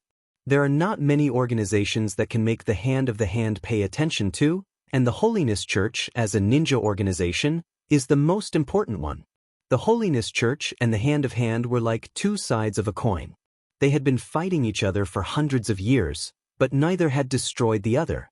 If Rog was really related to the Holiness Church, then this matter was no longer a simple revenge. Even if Rog is related to the Holiness Church, we can't just do nothing. Once the hand is no longer feared, then the hand is no longer the hand. Murakami put down the katana in his hand and said seriously, as a ninja organization, the reason why the Hand of Hand is famous in this world is because they are cruel and bloody enough. A hand that was no longer feared was like a viper that had lost its fangs. Let's find out about the Holiness Church's recent movements first. During this time, let the New York police find trouble with them. After all, New York is still a legal society. Mrs. Gao's suggestion was eventually approved by Murakami and the others. While Mrs. Gao and others were discussing how to deal with Rog, Tawny, who had safely returned to the U.S. military base and done a detailed physical examination, found Coulson and asked about Rog. That Rog, who is he? Private detective, didn't he tell you? Coulson answered casually. After sending Tawny back to the U.S. military base, he also began to return to New York. Private detective? I watched him disappear in front of me, and he also magically froze those terrorists so that they couldn't even move a finger. This is not something a private detective can do. No, this is not something a human can do. Tawny was very dissatisfied with Coulson's answer, and his tone became a little impatient. Mr. Stark, this world is not exactly the same as the world you understand, and science is not everything in this world. If you really want to know who he is, you can find the answer yourself. After that, Coulson took out a piece of paper with the address and bank account number of Rog's firm and handed it to Tawny. Chapter 11. After handing the paper to Tawny, Coulson didn't say anything and went straight to the plane that was about to take off. When Coulson's figure completely disappeared from the plane, Tawny was still thinking about Coulson's words. For a genius inventor, science is all the truth he believes in. But now, Tawny began to doubt whether his beliefs were really correct. After a comfortable sleep, Rog planned to fly directly to the office by Thor. But after seeing his blood-red 3-tomo Sharingan, he hesitated for a few seconds. With his current amount of chakra, even if he keeps his Sharingan open 24 hours a day, it won't affect him much. And if he keeps his Sharingan open all the time, he will look more handsome. Handsome or low-key, this is the question. After thinking about it for a few seconds, Rog finally made a decision. Handsome is a matter of life. So before going to the office, he turned off his Sharingan and changed back to his normal appearance. When he came to his very simple office through Thor, he found a man in a dark gray suit and dark red sunglasses sitting on the sofa in the office. In front of the man, there is a cup of steaming coffee, and on his right hand, there is a blind man's stick. Rog is no stranger to this person. Or rather, he is no stranger to this person's other identity. The person sitting on the sofa is a blind lawyer named Matt Murdock, and behind his back, he has another identity called Daredevil. When he was in Hell's Kitchen before, Rog met this Daredevil. But it was limited to meeting, they didn't have any dealings with each other. Hello, I'm Matt Murdock, a lawyer. After teleporting to the office, Rog didn't make any sound, but Matt still perceived his arrival. Although Matt didn't know how Rog appeared, he heard Rog's slowly beating heartbeat. Rog, private detective. After that, Rog came to his desk and sat on the custom-made sofa. He didn't take the initiative to ask Matt about his plans, but silently waited for Matt to speak. Time passed by, and the office fell into a strange silence. 1 minute, 3 minutes, 5 minutes, 10 minutes. After more than 20 minutes, they still didn't speak. However, their silent confrontation was finally interrupted. It wasn't another client who interrupted them, but 2 New York police officers. Hello, are you Mr. Rog? The leading white male police officer asked Rog very politely. Seeing the white male police officer's attitude, the black partner next to him was taken aback for a moment, but he quickly reacted. It was said that Luo Gu was the psychopathic murderer who had slaughtered 115 gangsters. After thinking of this, The black police officer unconsciously put his right hand on the pistol at his waist. Yes, I am Rog. Although the black police officer's actions weren't big, they didn't escape Rog's eyes. After seeing this scene, a few thoughts quickly flashed in his mind. Why would he appear at such a time, and in such a polite and vigilant manner? If he guessed correctly, these two police officers should be here for the warehouse case. Rog was sure that he had never left any evidence in the warehouse. Whether it was fingerprints or clothes fibers, he had never left anything. And before leaving the warehouse, he also confirmed that there were no surveillance cameras in the warehouse. In that case, the answer to why the two police officers were here was obvious. Other than himself, only Kingpin's people knew that he had killed those people in the warehouse.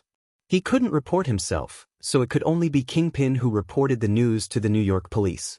Rog's guess was generally correct. The only difference was that Kingpin did not report the news to the police, but he publicized the news thoroughly. So now not only the police know the news, but also the hand of the police. 2 days ago, in a warehouse next to the Hudson River, there was a gang fight. 115 gangsters died at the scene, so we hope that Mr. Rog can come back to the police station with us to assist in the investigation of this case. Of course, if it's convenient for you. The white police officer used gentle words as much as possible. Although there was no substantial evidence to prove that the case was done by Rog, he knew very well that the possibility of Rog being the murderer was more than 90%. At this time, the white police officer silently cursed his immediate superior in his heart. Didn't I just flirt with his sister-in-law? Does he have to hate me so much? He even assigned this kind of task to me. The white male police officer had seen the hell-like warehouse with his own eyes. He knew very well that if the seemingly harmless Rog in front of him went crazy, he and his partner had no intention of leaving alive. Those who died in the warehouse were not gangsters. They were ninjas of the hand of the police. Only those idiot reporters would treat the ninjas of the hand of the police as ordinary gangsters. Officer, what's your name? Rog did not answer his question but asked his name. Jack, my name is Jack. When answering, Jack involuntarily used a respectful tone in front of the chief. Officer Jack, I am a private detective. I am personally happy to assist the police in the investigation of the case. After all, I am also a person who is willing to cooperate with the police. But you see, I happen to have a client here now, so... Rog didn't say it clearly, but he was sure that Jack understood what he meant. Understood, I understand. Since Mr. Rog is not convenient for you now, then I won't bother you. If it's convenient for you, you can come directly to our police station. Then I won't disturb your work. Goodbye. After that, Jack bowed slightly to Rog, then left the office with his partner as quickly as possible and carefully closed the door of the office gently. Since you admit that I am your client, can I commission you now? When Jack and his partner left, Matt, who was sitting on the sofa, stood up and went straight to Rog. First, tell me the content of your commission, then I will decide whether to accept your commission or not.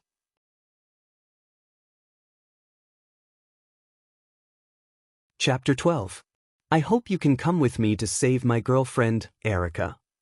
When he heard the word girlfriend, Rog suddenly felt that he didn't want to work today. But after thinking about the only 5 ninja coins he currently has, his patience has increased a lot. Tell me clearly, what's going on? I met Erica in college. At that time, we were boyfriend and girlfriend, but later, we broke up. You can skip this part. What's going on? Why is there no end to this? I had a martial arts teacher, but later, for some reason, Erica also became my teacher's student.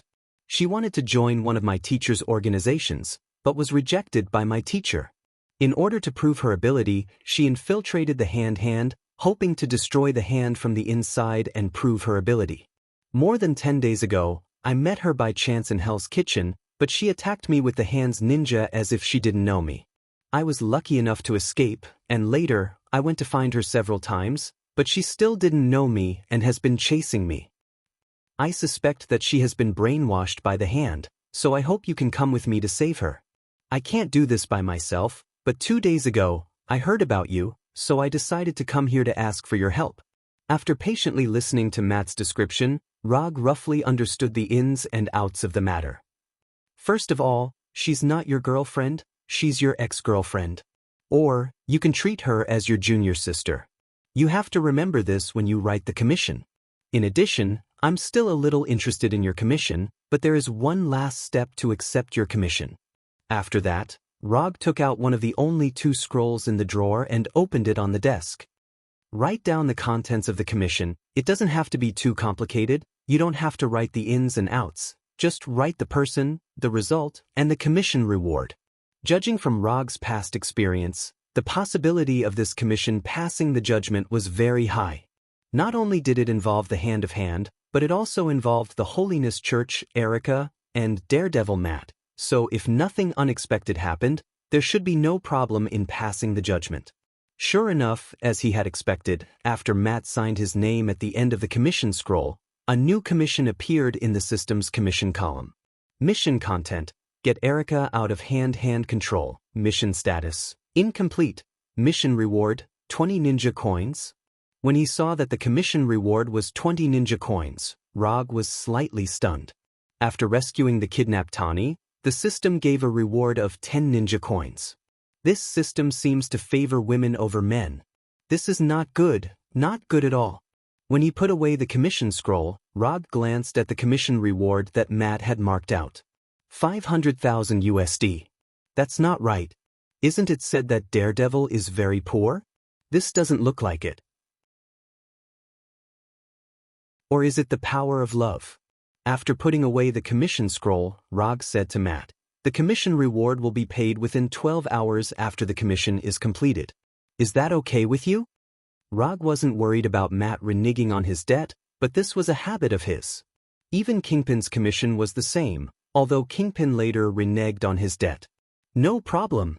Matt nodded, indicating that he had no problem with it. "Then when do you want us to leave? Although I can do it any time, I suggest waiting until the evening." When he described the contents of the commission just now, Matt was already prepared for Daredevil's identity to be exposed, so he knew very well why Rog suggested that they act at night. "Gather on the roof of my law firm at 10 o'clock tonight." Matt handed a business card to Rog with the detailed address of his law firm. After Matt left, Rog continued to lie on his sofa in an incomparably lazy way, thinking about whether he should visit his old friend Kingpin now. But in the end, he gave up the idea. Although Kingpin's deliberate act of leaking the news was disgusting, his intuition told him that this might bring him unexpected developments, and maybe he could get a few more commissions as a result. While he was waiting for the night to come with nothing to do, Tani returned to New York accompanied by Colonel Rhodes, and then held a press conference as soon as possible. "I'm awake, and I realize that I can contribute more to the world than weapons. So, I've decided to close the Stark Industries weapons department, effective immediately." When Tani said this to the media, all the media at the press conference boiled up. Obadiah Stani also came to Tani's side for the first time and euphemistically asked Tani to leave the stage. The focus of the press conference is that Tani is back, and he is healthier than ever. We will discuss it further and give you the latest news. When Tani left the stage, Obadiah tried to say a few words and then hurriedly ended the press conference. "It seems that you still intend to embark on the path of becoming Iron Man. Not bad, that's good." After watching this press conference, which was not much different from what he remembered, Rog turned off the TV, came to the window of the law firm, and looked at the Stark building in the distance. Time flashed by, and at 10 o'clock in the evening Rog, who had changed into a black combat suit, appeared on the roof of Matt's law firm on time. At this time, Matt was no longer dressed as a blind lawyer during the day, but he had changed into Daredevil's classic dark red battle suit, and his blind cane had been replaced with a dark red multi-purpose short stick. "Let's go!" When Rog arrived, Daredevil Matt didn't say much and rushed directly to Erica's hand base. In order to avoid some unnecessary trouble, Matt didn't choose the normal path, but kept jumping forward with Rog on the roof of Hell's Kitchen. Unlike Rog, who has chakra, when encountering a building that cannot be crossed, the multi-purpose short stick in Matt's hand will turn into 2 short sticks connected by a rope, and then he will throw the hooked side to the opposite side, and finally cross the distance between the buildings like Spider-Man. Looking at the exclusive weapon in Daredevil's hand, Rog couldn't help but have an idea. Having an exclusive weapon and not having an exclusive weapon are really two different images. This also made him consider whether to exchange special ninja tools from the system as an exclusive weapon. For example, Sasuke's Kusanagi sword, Zabuza's beheading sword, and Uchiha Madara's flame fan are pretty good.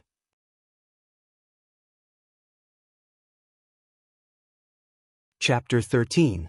With Daredevil Matt leading the way, Rog and Daredevil soon came to a secret base in Hell's Kitchen of the Hand.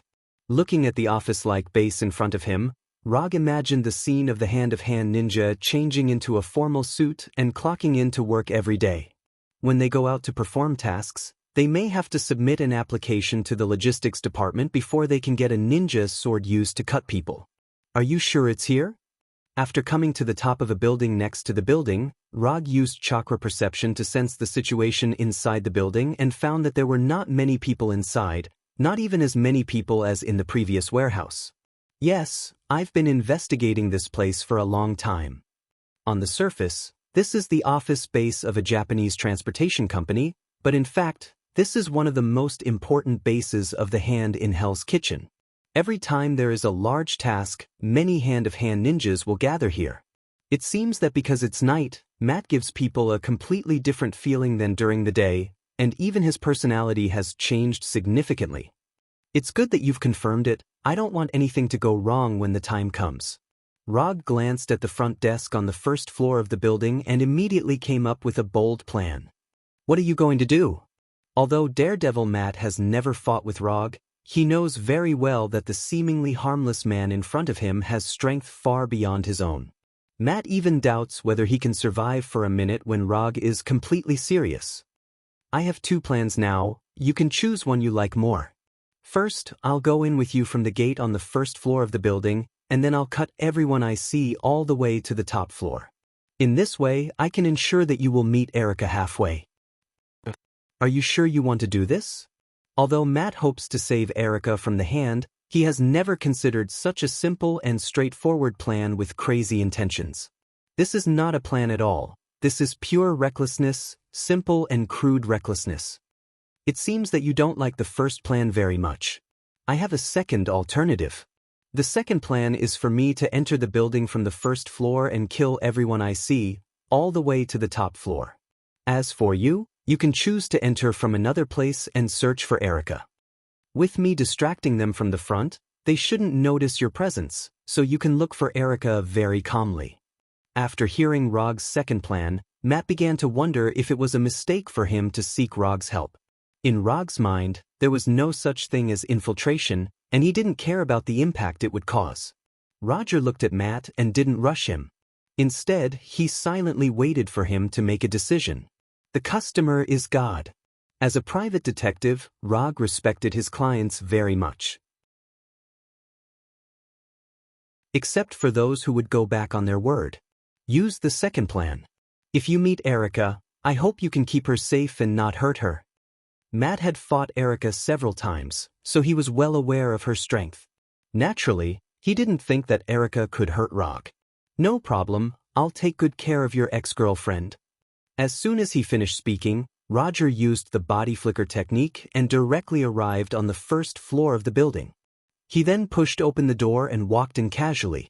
The building was brightly lit, and the receptionist on the first floor and the security guards next to the lobby were all wearing the uniforms for the roles they were playing.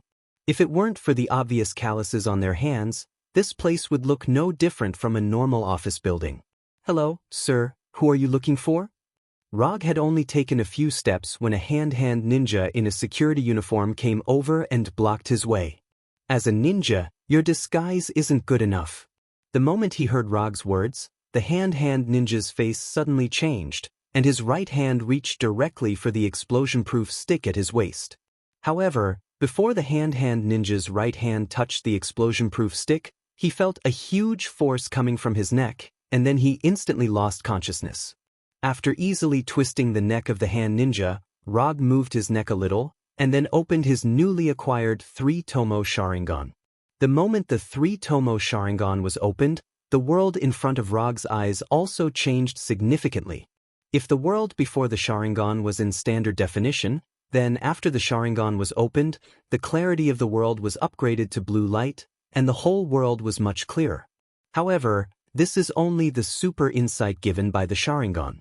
After strangling the first hand ninja, Rog didn't immediately launch an attack, but gave the other hand ninjas time to come. It's too troublesome to find them one by one, so it's better to wait for them to come and then kill them all. It has to be said that the efficiency of hand ninja is very high. In less than a minute, more than 30 hand ninjas rushed over, and without exception, all of them were fully armed. Come on, you bunch of scum. Looking at the group of vigilant hand ninjas in front of him, and exuding an amazing killing intent, Rog silently stretched out his right hand, and then raised his middle finger. Raising the middle finger is always a simple and crude provocation, and the effect is full points.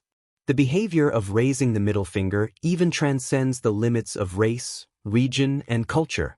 Sure enough, as Rog expected, these hand ninjas who seem to never know what is the meaning of reason, after seeing his arrogant behavior, one by one rushed up, as if they are slow, there is no way to cut him a few times. Since you have the title of a ninja, I'll let you experience what real ninjutsu is. With a thought, Rog displayed the only genjutsu he has learned so far. Genjutsu, Dark Walking Technique. At the moment when the Dark Walking Technique was launched, all the light in the eyes of these hand ninjas completely disappeared, and instead, there was endless pure darkness. After using the Dark Walking Technique, Rog had no intention of provoking them, and walked straight towards the panicked hand ninjas, and started his own killing moment. While Rog was killing on the first floor of the building, Daredevil Matt also entered the building from a corner on the 5th floor. After entering the building, Matt used his extraordinary hearing to the limit, and he quickly swept through the building like a ghost, looking for Erica's trace. In the process of looking for Erica, Matt paid special attention to the situation in the lobby on the 1st floor from time to time. There were no overly exciting sounds of fighting, indicating that the destruction and impact of the battle was not great. After discovering this, Matt breathed a sigh of relief. It seems that Rog still cares about the aftermath. However, what Matt didn't expect was that at this time, the 1st floor was already covered with blood and corpses. The reason why there was no fierce sound was that the hand ninjas who could make a sound had turned into corpses that could no longer make any sound.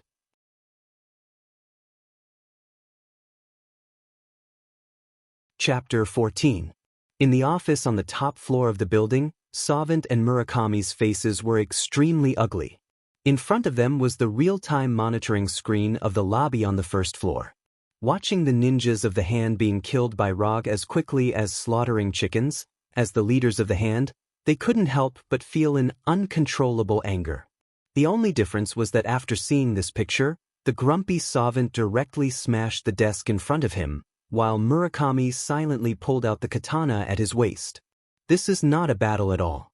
This kind of death is a shame for a ninja.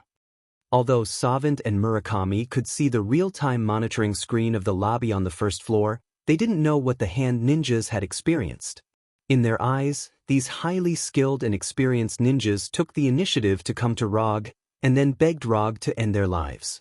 This is not right, their behavior is very abnormal. After watching carefully for a while, Murakami was sure that the hand ninjas in the lobby on the 1st floor were in an abnormal state. But what he couldn't be sure was what kind of abnormality it was. Let Kuroku and Erika do it. If they can't do it, we can only give up here. Murakami made the final decision. The furious Savant glared fiercely at Rog on the screen, and then left the room. Savant came to a secret room on the top floor, and then rudely woke up a little boy who was sleeping. When the little boy opened his eyes, the grumpy Savant involuntarily stepped back a few steps, and then slowly said, "A powerful enemy has come here. You go and kill him and bring his head back." After that, Savant quickly left the room, unwilling to stay in the room for a second longer. The little boy who looked to be in his early teens was Kuroku, the sharpest blade in the hand, and the most powerful warrior in the hand. At the moment when Kuroku opened his eyes, Rog, who was heading to the 2nd floor, and Daredevil Matt, who was on the 5th floor, both felt an inexplicable coldness for the first time. Interesting, it seems that tonight won't be too boring. Although the awakening of Kuroku brought a different coldness to Rog, it did not make him worry. With the 3 Tomo Sharingan, he is not afraid of any close combat. What's more, he also has ninjutsu including Flying Thor, Body Flicker, Chidori, and so on. Even if Kuroku has extraordinary strength, it can't stop him from completing the commission. Unlike Rog, who didn't care, after feeling Kuroku's awakening, Daredevil Matt stopped moving forward and silently clenched the multifunctional stick in his hand. While Savant awakened Kuroku, Murakami also issued an order to Erika on the top floor to eliminate the intruder at any cost. "Your will is my mission." Erika, wearing a tight red ninja suit, knelt down on one knee to Murakami, and then walked towards Rog on the second floor. Until this time, Savant and Murakami had not discovered that there was an intruder hiding on the 5th floor of the building. Perhaps it was because rogues had left a deep impression on them, or perhaps it was because they didn't realize that rogues had companions at all. After Daredevil Matt snuck in, he didn't encounter any hand ninjas, nor did any battles break out. The 1st floor of the building is a standard hall, and the 2nd floor is decorated like a normal office area. As far as the eye can see, there are common office cubicles. The only difference from the normal office area is that standing in these cubicles are not white-collar workers in formal suits, but a group of ninjas with katanas in their hands. It's so late and you're still working overtime, it seems that you really love this job. As soon as Rog finished speaking, the originally brightly lit 2nd floor fell into darkness. Hand of Hand Ninja turned off all the lights on the 2nd floor and actively created a dark environment, trying to use the darkness to kill the intruder Rog. That's a good idea. Unfortunately, your strength can't keep up with your ideas. In Russell's hand was a katana that he snatched from the Hand Ninja on the 1st floor. Bright red blood was constantly dripping from the tip of the katana. The Hand Ninja on the 2nd floor obviously didn't intend to talk nonsense with Rog. While turning off the lights, they threw smoke bombs one after another, making the already dark 2nd floor suddenly shrouded in smoke. For a normal person, the pitch-black environment combined with the smoke was enough to put him in an extremely disadvantageous situation. Unfortunately, these Hand Ninjas weren't normal people. With the super insight granted by the 3 Tomo Sharingan, the dark environment and smoke didn't affect Rog too much. He could still clearly see the movements of these Hand Ninjas. He wondered if the higher the floor, the stronger the Hand Ninja was. In the process of fighting, Rog could clearly feel that these Hand Ninjas on the 2nd floor were obviously stronger than those on the 1st floor. Although the number of Hand Ninjas on the 1st floor were not as much as those on the 1st floor, but the cooperation between them and the way they attacked were more sophisticated and more vicious. Using the not spacious environment on the 2nd floor and their tacit cooperation with each other, these Hand Ninjas created the most favorable battle situation so far. After fighting with each other for a few minutes, Rog suddenly stopped, no longer chasing these ninjas jumping up and down, but abnormally stayed in the same place. Just as Rog stopped moving forward, a fierce attack like lightning struck towards his neck. The edge of the katana was only a few centimeters away from his neck. When the katana was about to cut Rog's neck, Rog's figure instantly flashed, and the katana cut across his neck, bringing out a beautiful line of blood. Substitution Jutsu. When perceiving the sudden attack from behind, Rog decisively used Substitution Jutsu and instantly changed his position with a Hand Ninja not far in front of him. This Hand Ninja didn't expect that he would become the replacement target of Rog's Substitution Jutsu. He didn't have time to react. Until the katana cut across his neck, he didn't know what happened. Rog didn't know many ninjutsu, so he particularly cherished each of his ninjutsu. He spent a lot of time and energy to hone and familiarize himself with each ninjutsu, and these ninjutsu were almost instinctive. For him, the level of ninjutsu is not the most important thing. The most important thing is how to use ninjutsu. Even if it is an E-class ninjutsu, as long as it is used properly, it can also play a miraculous effect.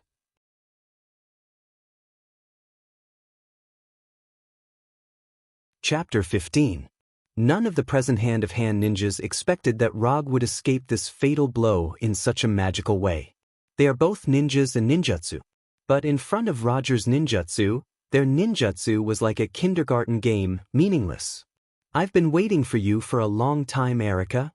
Although Rog didn't look back, he knew very well that the person who had just attacked him was Daredevil Matt's ex-girlfriend, Erica. After Kuroku woke up, he used chakra perception to reperceive the situation in the building, so he knew very well who would attack him. In order to give Erica a good assassination environment, he even deliberately left a hand in the battle and did not use the power of thunder to quickly kill these hand-of-hand ninjas on the second floor. Erica didn't know how Rog did it, but after finding that the target of her attack had been replaced in an instant, she did not forcibly stop, but killed the unlucky hand-of-hand ninja and took the opportunity to readjust her posture. For the current Erica, the only people who need to pay attention to are the 5 fingers of the hand. As for the ninjas in the hand, they are not worth paying attention to at all.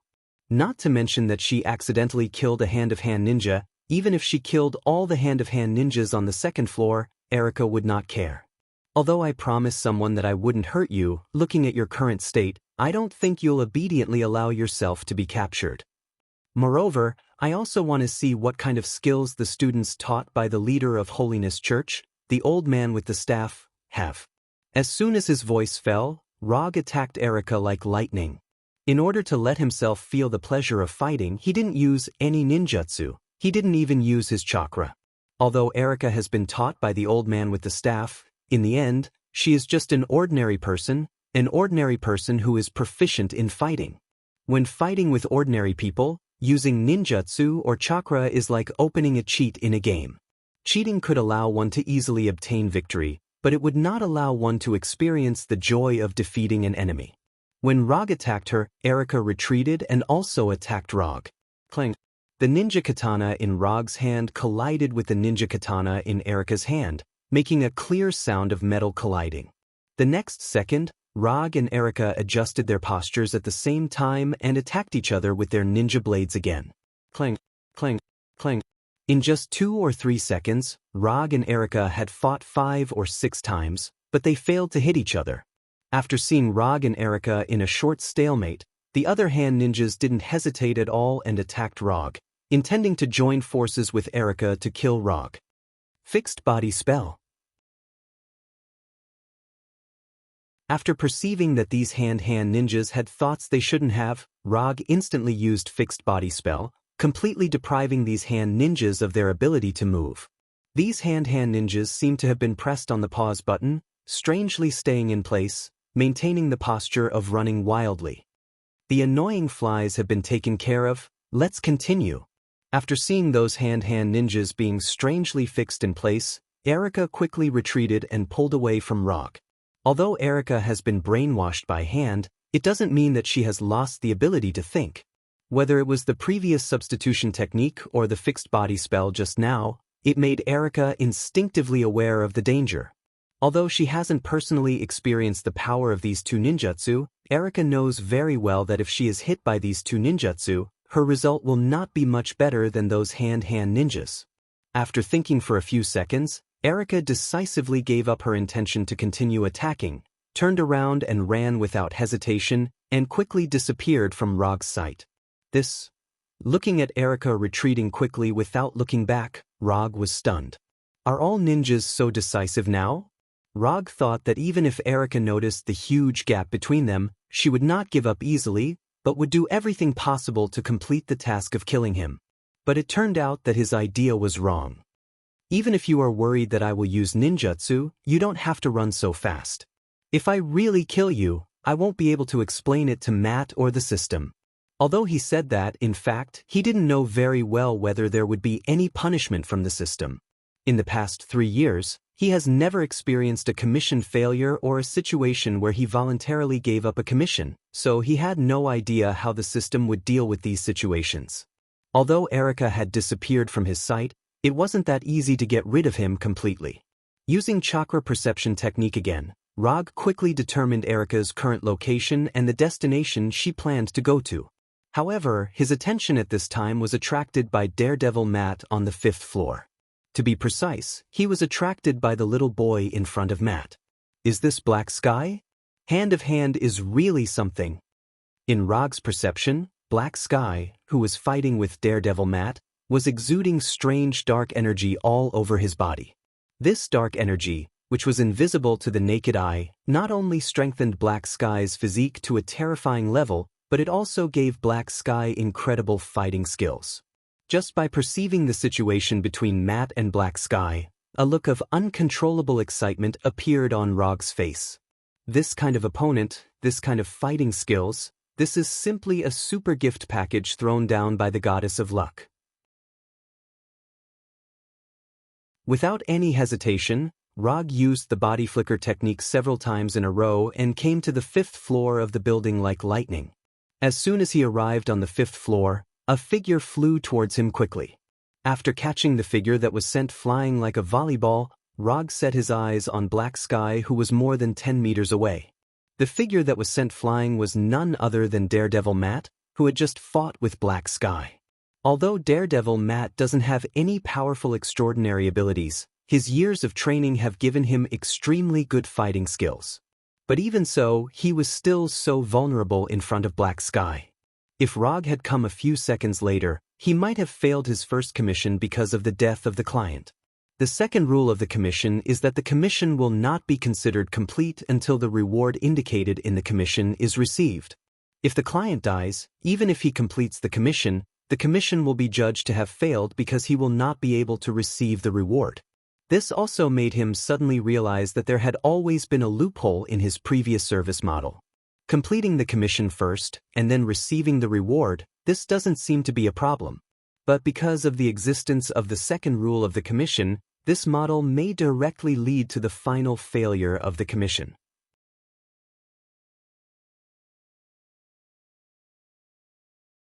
Chapter 16.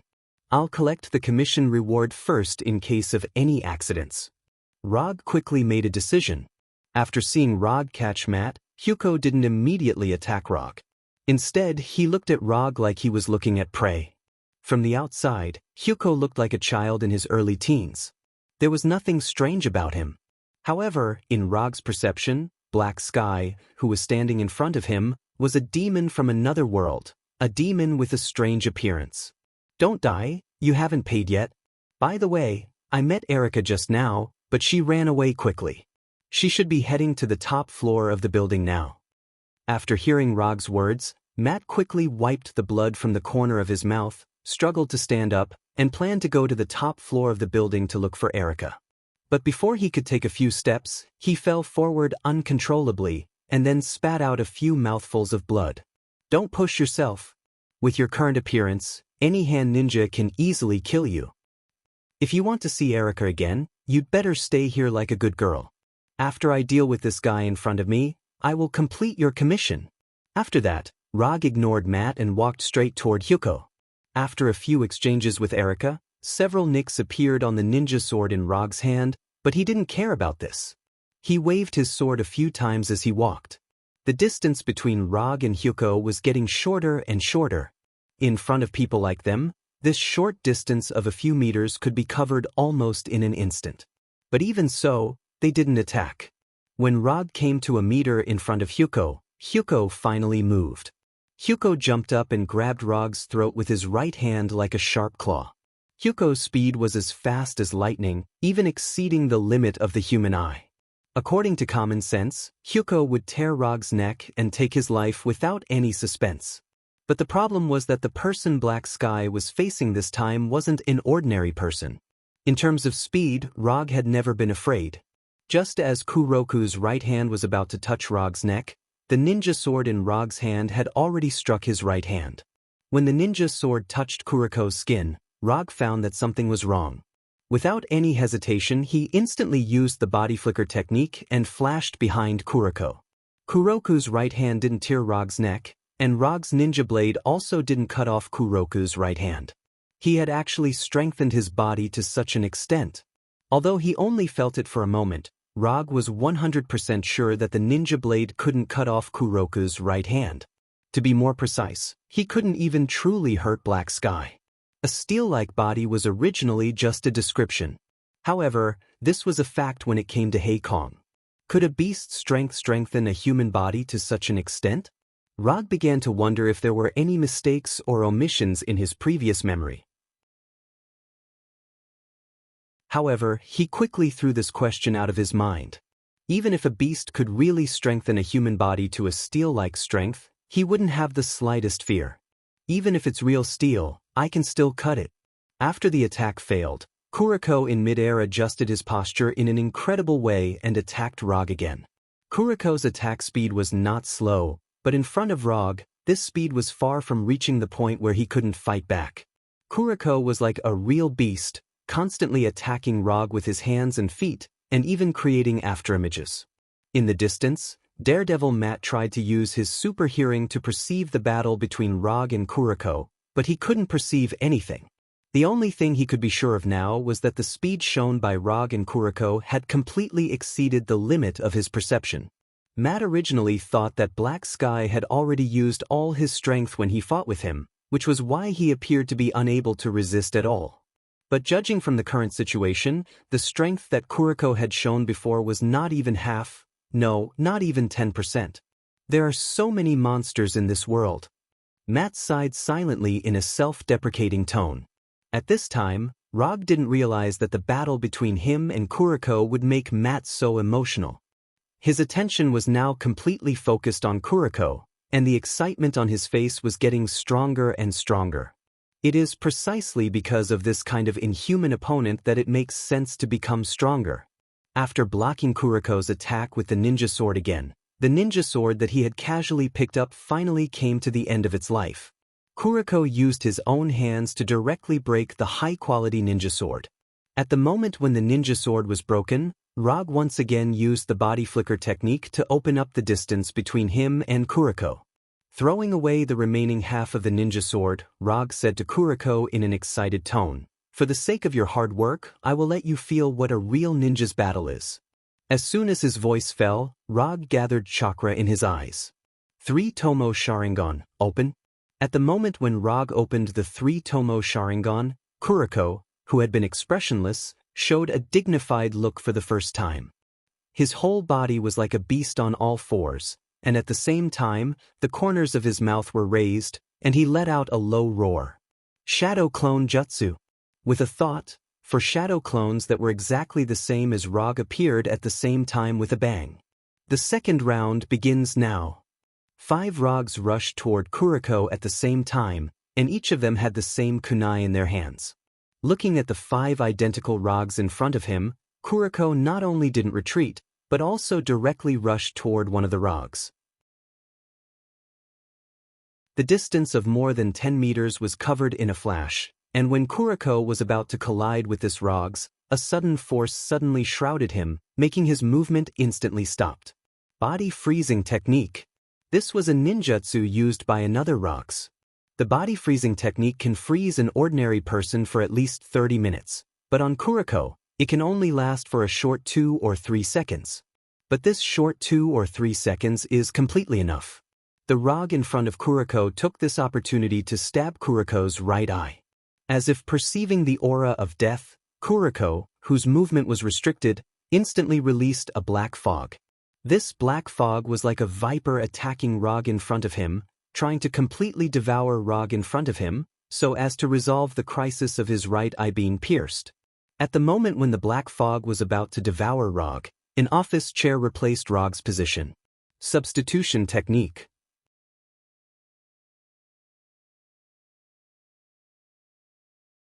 Chapter 17.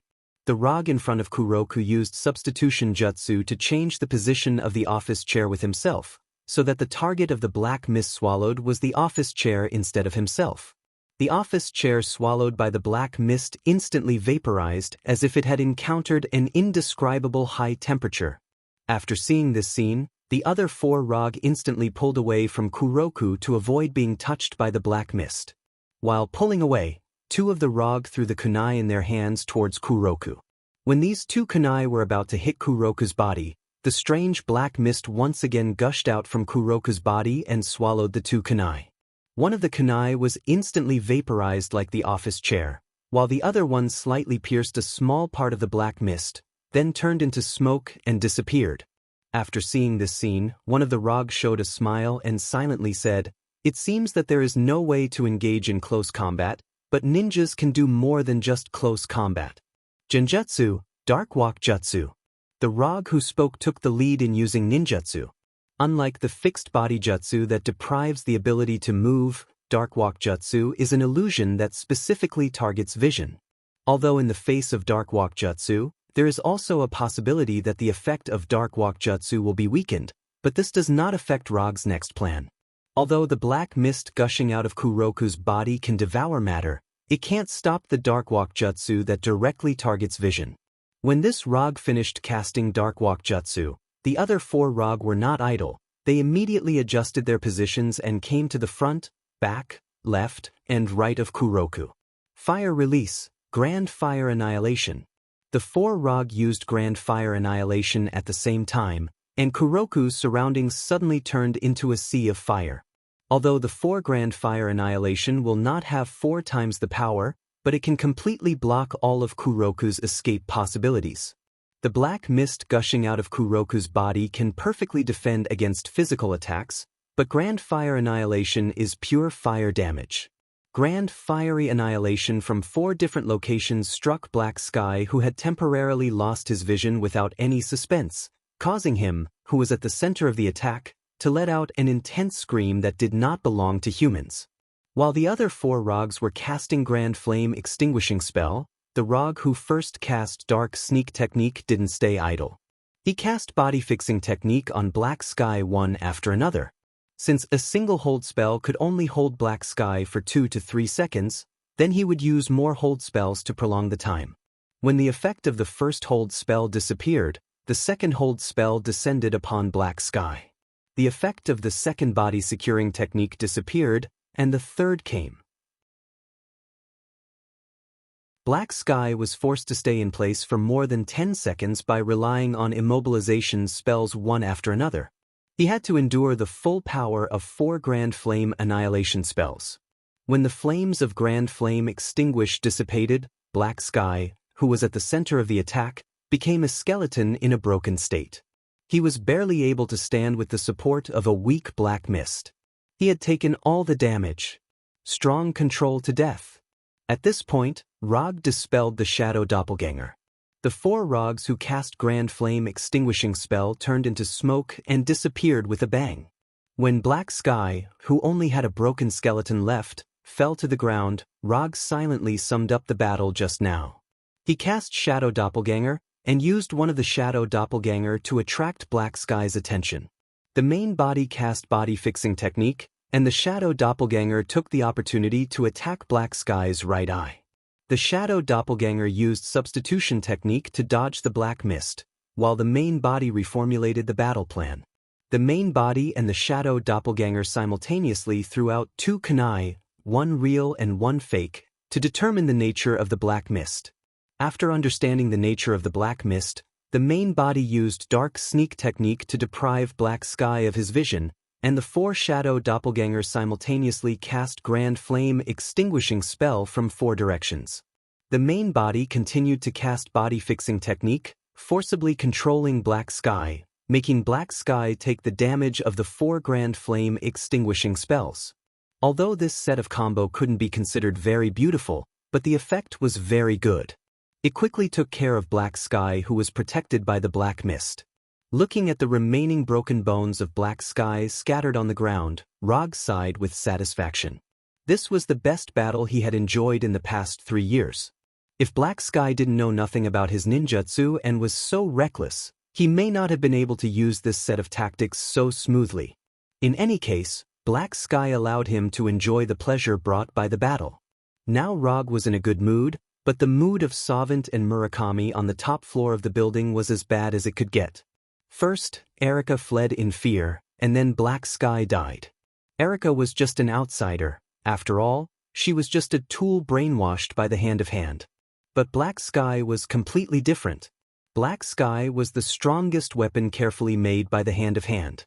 In a sense, Black Sky was the strength ceiling of the Hand of Hand. Otherwise, as one of the 5 fingers, Savant had no need to be afraid of a 10-year-old child. I can now be sure that he is definitely not the bait of the Holiness Church. Murakami tried to calm his mood and said slowly.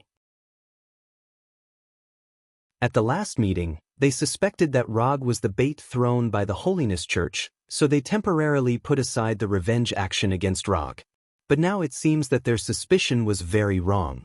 Even Black Sky, who was possessed by a beast, was killed so easily. If Rog was really a member of the Holiness Church, then he alone could completely destroy the Hand of Hand. With such power, there was no need to plan anything at all, he could directly flatten them. Let's go, we can only give up this base.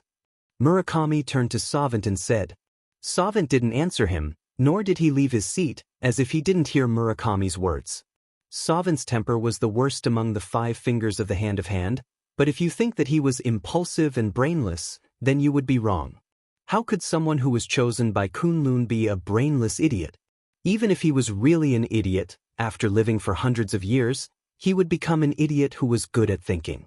After watching the entire battle between Rog and Black Sky from the monitor, Savant became silent, and his brain began to work crazily.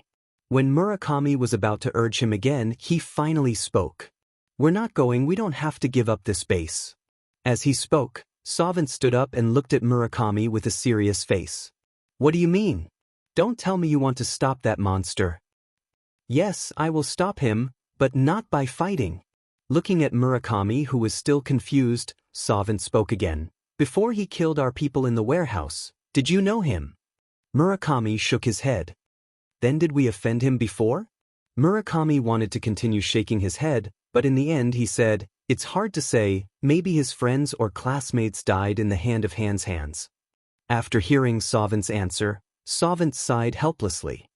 If the Hand of Hand really killed his friends or classmates, do you think he would do nothing?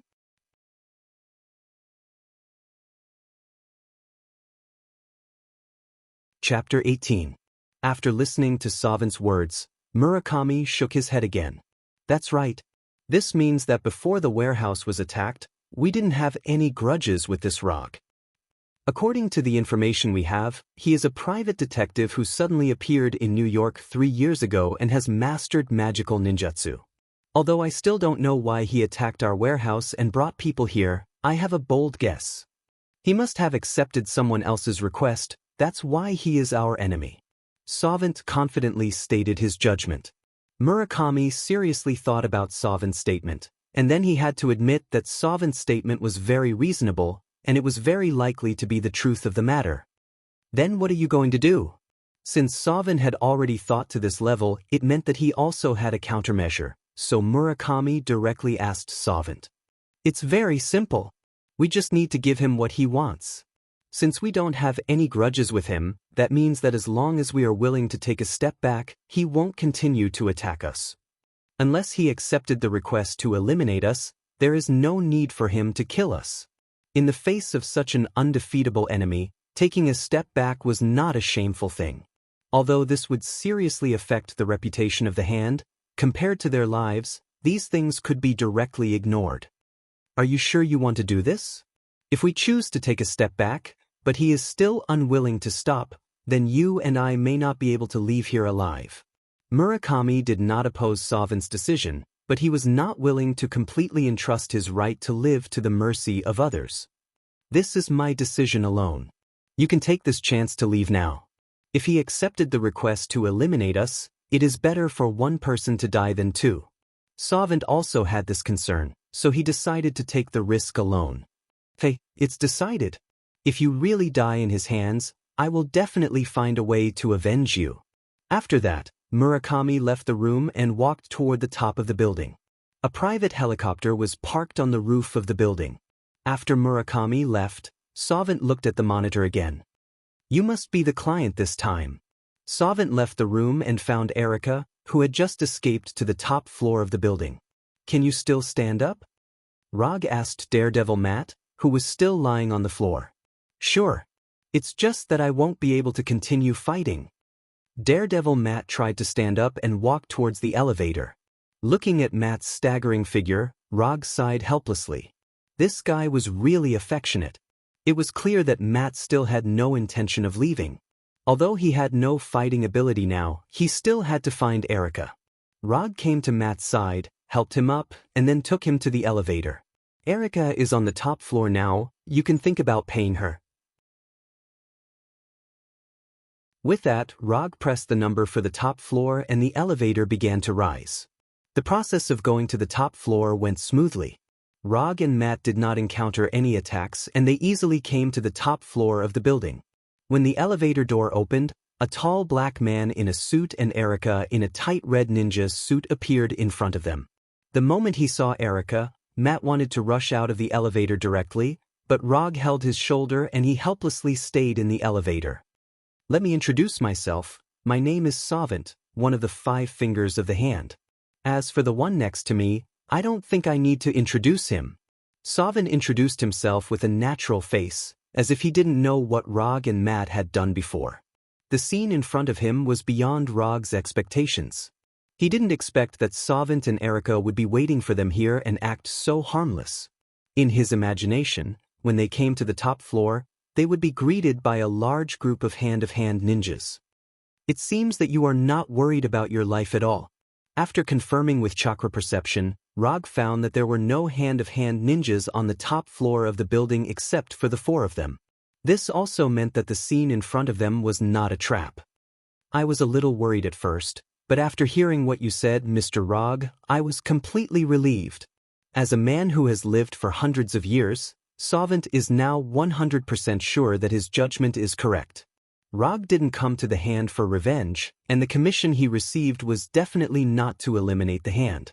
After confirming this, Savant's expression became more confident, and he said slowly, "If you don't mind, Mr. Rog, let's talk in my office." After arriving at Savant's office, Rog looked around the office and then sat down casually. Although he only took a glance, he could already confirm that the picture displayed on the TV wall was the real-time monitoring picture of the 5th floor. After Rog and Matt sat down, Savant sat on the sofa opposite them and asked calmly, "Mr. Rog, what is your purpose this time? If there is anything I can help you with, Mr. Rog, you can ask directly and I will do it."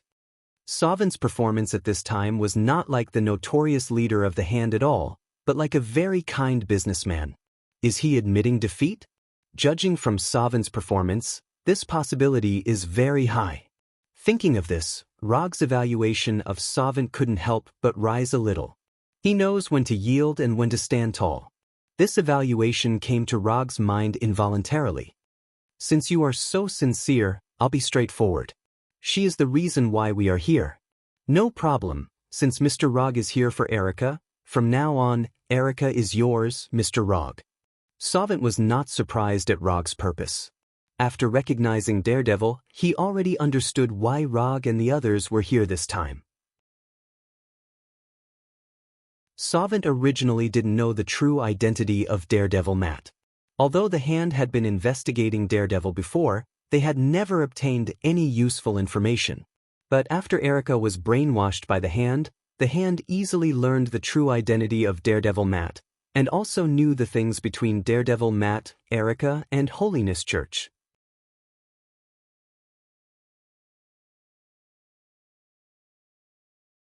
Chapter 19. Rog was not surprised by Savant's answer. After finding out that Savant had given in, he knew that Savant would definitely hand Erica over to him. Rog's face was calm, but Daredevil Matt, who was sitting next to him, and Erica, who was standing next to Savant, were surprised. Matt was surprised because he didn't expect the notorious hand to be so kind. Even though the person sitting opposite him was Savant, one of the 5 fingers of the hand, he still felt it was incredible. This was the hand that even Kingpin didn't give face to. The hand, who was famous for its cruelty and bloodshed throughout the underworld, actually gave in just like that? Matt began to wonder if his previous insistence still made sense. He risked his life to punish evil, but the result was nothing compared to Rog's thunderous slaughter. The so-called justice was not as good as the simplest way to curb violence with violence. Like Matt, after hearing that Savant had handed her over to Rog so easily, Erica, who had been standing straight, couldn't help but tremble slightly. After being brainwashed, the hand became the only faith left in Erica's heart. After knowing that she was no match for Rog, she violated Murakami's orders and returned to the top floor of the building. She didn't mind sacrificing for the hand, but she didn't want the hand she believed in to suffer a huge loss here. She believed in the hand, but what she really cared about were the 5 leaders of the hand. She could die here at the hands of Rog. But Savant and Murakami must not be hurt, so even if she disobeyed orders, she had to return to the top floor of the building. She wanted to escort Savant and Murakami safely out of the building, and when they were safe, she would stop or kill Rog at the cost of her life. But she never thought that Savant, whom she regarded as a faith, would hand her over to Rog so easily. It turns out that in their hearts, I am no different from those ninjas. Erica thought of the hand-of-hand ninjas who were regarded as tools by him and her attitude towards those ninjas. The more she cared, the sadder it was. Although Erica was trying her best to control her trembling and emotions, no one present was an ordinary person, so her abnormality was quickly noticed by Rog and others. Rog had no reaction to this. To him, it didn't matter whether Erica's emotions were normal or not. What was important was the judgment of the system. Like Rog, Sounder didn't react. But his lack of reaction was only on the surface. As for what he was thinking in his heart, it was estimated that only he would know. Of the three people, the one with the most intense reaction was Daredevil Matt. After noticing Erica's abnormality, Matt ignored the pain in his body and quickly stood up and immediately came to Erica, trying to comfort her. But his hands stopped in midair, and he suddenly realized that Erica was not the Erica he remembered. And he didn't know what identity to use to comfort Erica now. Ex-boyfriend? Senior brother? College classmate? New Yorker? When Matt sat back on the sofa with a lonely face, Rog opened the system commission page, glanced at it, and saw the picture he wanted to see. Commission content: get Erica out of hand control. Commission status: completed. Commission reward: 20 ninja coins have been sent. Ninja coins not consumed: 25. The ninja coins were quickly transferred to his account, which made Roger's mood a lot better. Since the system has determined that the commission has been completed, it means that Erica has made her final choice. As for how much of this choice was about obeying orders, and how much of it was about her dying heart, only she herself knew. I accept Hand's kindness. In fact, I personally don't have much of an opinion on Hand, it's just a matter of work, so you understand. Since Savant is so good at dealing with people, Rog doesn't mind giving him face. I understand. I can assure you, Mr. Rog, that Hand will never take these things to heart. It has to be said that people who have lived for hundreds of years are different. Looking at Savant's amiable face, Rog admitted that he couldn't do it. I'm not an unreasonable person. These 2 jobs did cause some losses to you, especially one of your important personnel. Well, in order to express my apologies, if Hand has any suitable commission in the future, I can consider accepting it. After hearing Rog's words, Savant and Matt were stunned at the same time. Savant didn't expect that Rog would include Hand on the client list. When investigating Rog's identity, Hand spent a lot of effort, including those who have been to Rog's office. So they know very well that Rog won't accept any commission. More importantly, he had never failed to complete any of the tasks he had accepted. Of course, the commissions that Hand can investigate can't be all of Rog's commissions, but the information revealed in them is enough to be taken seriously. Savant had originally only hoped to give in properly in exchange for Rog to stop, but now it seems that Hand can gain far more than he had planned. Even if Rog was extremely picky about commissions, even if he only accepted 1 commission from Hand in the end, it would still be a huge gain for Hand. Unlike Savant, who was secretly delighted, Matt's mood became extremely complicated. Although Matt knew from the beginning that Rog wasn't a so-called hero, he didn't want Rog to get entangled with Hand, or even directly help Hand. But Matt knew very well that he had no personal relationship with Rog. What Rog wanted to do and what kind of commission he wanted to accept was his own freedom, even if the client was Hand. Rog himself didn't think too much about it. To him, there was nothing strange about including Hand on the client list. He could even accept a commission from Kingpin, let alone a commission from Hand. As long as Hand's commission could pass the system's judgment, Hand could become his client. As for whether he would be called a hero or a villain, he didn't care at all. The title of a superhero sounded good, but the price to pay wasn't low at all. After chatting for a while, Savant handed a bank card with $5 million to Rog with a smile on his face, and then personally walked them to the door on the first floor of the building. As for the ninja corpses in the hall on the first floor, they had been cleaned up by hand while they were talking. Not even a drop of blood was left.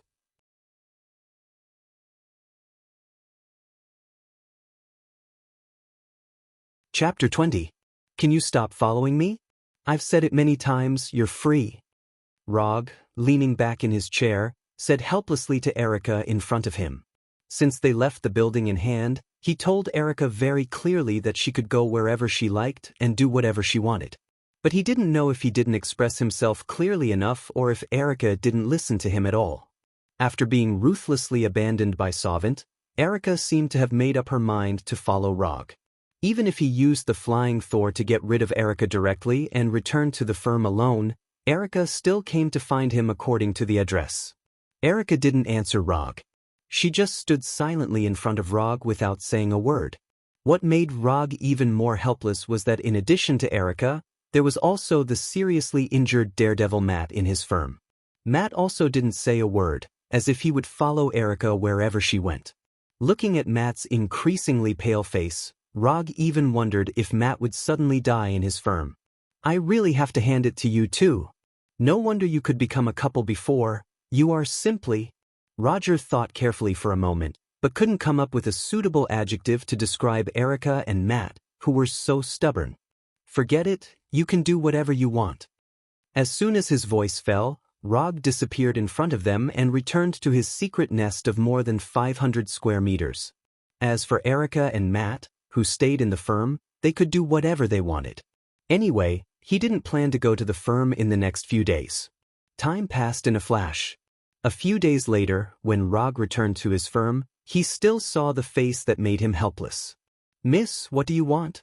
Rog's firm, which was originally so simple that there were only a few pieces of furniture, is now in good order. Not only that, but there are also a lot of furniture in the firm that he has no impression of. After seeing the wall paint and other materials piled up in the corner, he had good reason to suspect that if he had come back a few days later, maybe his firm would have been completely renovated. I won't let others throw it away like trash without any feelings. Maybe it was because she had changed back to normal clothes, but after hearing Rog's question, Erica answered his question for the first time. Although it was a bit irrelevant, it was also a good start. Since she was willing to speak, it meant that they could communicate. Being able to communicate meant that there was the possibility of persuading the other party. Just as Rog was about to persuade Erica to stop following him, the door of the firm was pushed open and a big European man wearing a tight t-shirt with a white skull printed on it walked in. This skull symbol looked a little familiar. Before Rog could recall the information of this skull, the uninvited big European man instantly took out 2 pistols from his waist and fired at Rog. Bang bang bang bang, fierce gunshots continued to sound, but these bullets failed to hit the target. They all hit the wall behind Rog. Punisher. This guy is a Punisher. When the Punisher took out the pistols from his waist in lightning speed, Rog instantly recalled the skull logo, and then used the body flicker technique without hesitation. Rog flashed to the right side of the Punisher, and his right fist filled with chakra mercilessly hit the Punisher's lower abdomen, sending him flying. The Punisher, who was sent flying, slammed into the door of the firm, overturned the door that was not very sturdy to begin with, and slammed into the wall of the aisle. The moment the Punisher hit the wall of the aisle, he spat out a mouthful of bright red blood uncontrollably.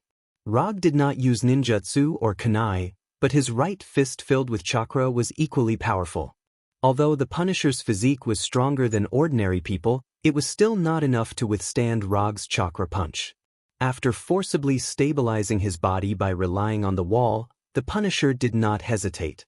He decisively abandoned the pistols in his hands, then took out 2 grenades from his trouser pocket, and removed the safety pins on the grenades with his thumbs. Is this guy planning to die together with me? Why do I always meet these lunatics?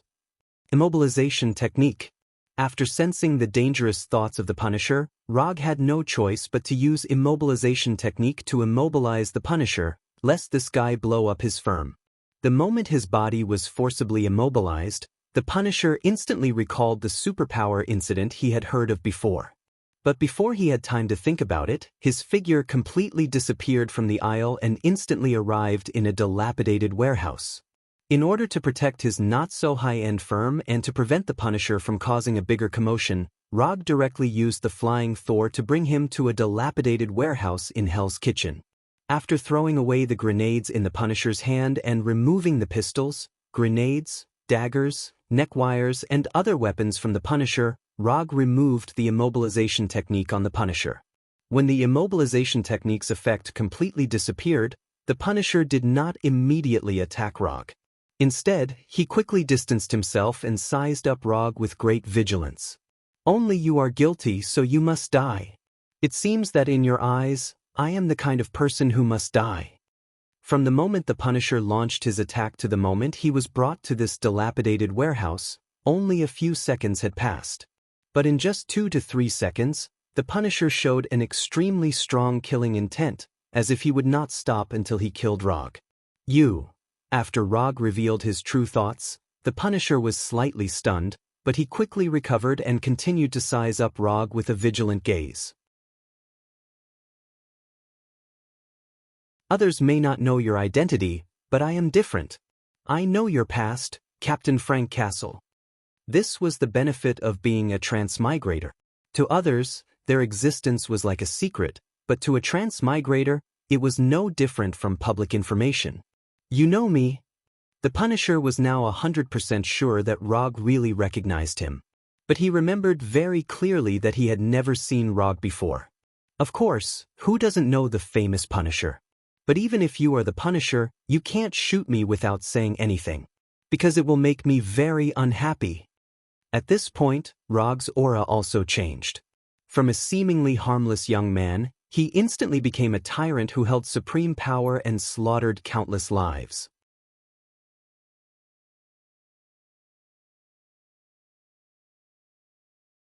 Chapter 21. Is this guy really human? After experiencing the amazing aura exuded by Rog, even the knowledgeable Punisher couldn't help but gulp, and at the same time, he silently took a step back. As an anti-hero, who knows how many gangsters and underworld overlords have died in the hands of the Punisher? But even if all their auras were added together, it would not be 1/10 of Rog's aura at this time. This aura, this sense of oppression, this kind of obedience that makes the body involuntarily want to kneel down. The Punisher felt that the person standing in front of him was not a human, but a tyrant who controlled the life and death of all things, a planet ruler with supreme power. In the face of this amazing, indescribable, terrifying aura, the ninjutsu Rog just used became extremely ordinary. The Punisher wanted to say something, but in the face of this godlike oppressive force, he finally shut his mouth obediently. Even his gaze silently moved down a little, not daring to look at Rog's figure anymore. After sensing the change in the Punisher, Rog finally retracted his indescribable aura and returned to the ordinary young man who looked harmless to humans and animals. It was the first time he was so angry since coming to this world. He had just given himself a few days off and returned to his office in a good mood, only to see Erica, who made him feel helpless. That wasn't all. What truly infuriated him was the Punisher's sudden attack filled with killing intent. Although the Punisher's attack did not really hurt him, it made his originally happy mood instantly gloomy to the bottom of the valley. If it weren't for his good self-control, he would have broken the Punisher's neck directly. "I don't know if you attacked me because I slaughtered too many ninjas in the hand, or if it was for some other reason. But your attack made me very unhappy, but I don't want to kill anyone now, because killing people will make my mood worse.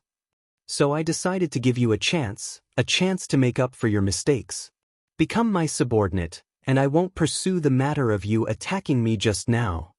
Rog originally didn't have such thoughts, but after seeing the skull on the Punisher's body, he suddenly changed his mind. The Punisher was quite skilled, and his past meant that he was destined to have many miraculous feats.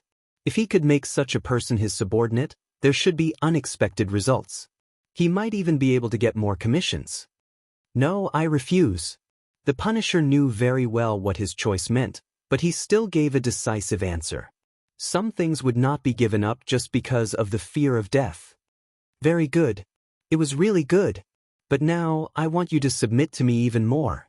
Having a personality was better than not having one. Moreover, the Punisher's skills meant that he was destined to be a very qualified subordinate. So, Rog was even more determined to subdue the Punisher. I'm not afraid of your personality, I'm only afraid that you don't have the ability. I'm not your opponent, but I won't be your subordinate either. It's impossible now, and absolutely impossible in the future. If you really want to subdue me, I advise you to just kill me. The Punisher replied solemnly, but Rog did not take his words to heart. No matter which world it was, there was an eternal and unchanging law, an ultimate law that could transcend time and space. The law of fragrance. The stronger the rejection now, the stronger the law of fragrance would be in the future. It's a waste to kill someone like you. Since your belief is that as long as you are guilty, you must die. Then I'll give you a chance to carry out your beliefs, and I'll give you 3 chances. Hearing this, the Punisher couldn't figure out what Rog was trying to do. For the next month, I'll be in New York. You can attack me at any time and any place. As long as you can successfully injure me in 3 attacks, or successfully escape after 1 attack, I'll give up on subduing you. At the same time, I don't mind your attack this time. However, if you fail 3 times in a row, then you will have to become my subordinate, and you will have to do it willingly. How about it? Are you interested in accepting this challenge? As Rog spoke, he walked toward the Punisher. When he finished speaking, he arrived in front of the Punisher. Or are you saying that your beliefs are just empty words? Hearing Rog's mocking tone, the Punisher clenched his fists silently, took a deep breath, and replied in a gloomy tone, "Since you want to play, I'll play with you. But if you lose, you'll die. If you can do it, do it. I admire your confidence." After that, Rog patted the Punisher on the shoulder and returned to his office through the Thor. When he returned to his office, the person who appeared before him was still Erica. But now, she was working hard to fix the door that the Punisher had destroyed. Erica noticed Rog, but she did not speak to Rog. She continued to fix the door, trying to restore it to its original state. Looking at Erica's back, Rog thought seriously for a few seconds before saying, "If you really want to stay here, that's fine, provided that you become an assistant in the office." After hearing Rog's words, Erica stopped. After a moment of silence, she said without looking back, "No problem, as long as you pay me." Rog did not answer Erica. He opened the drawer of his desk and took out the bank card that Sovint gave him last night. "Treat the money inside as the office's funds. Your salary and the office's expenses will be paid from this." After throwing the bank card at Erica like a dart, Rog returned home with the Flying Thunder God, then turned on the PS4 and started playing games. As for the challenge between him and the Punisher, he didn't take it to heart at all because the Punisher was bound to lose. After the Punisher accepted his casual challenge, he left the Flying Thunder God technique on the Punisher's body, then patted the Punisher's shoulder. With the Flying Thor, the Punisher had no chance of escaping smoothly, nor was there any possibility of successfully attacking him. As long as he sensed the Flying Thor on the Punisher, he could clearly know the location of the Punisher and even appear directly in front of the Punisher. So this challenge was not a fair game from the beginning. Ninjas were not knights, so there was no need to foolishly pursue so-called fairness. As long as he could achieve his goal, he didn't mind using some small tricks.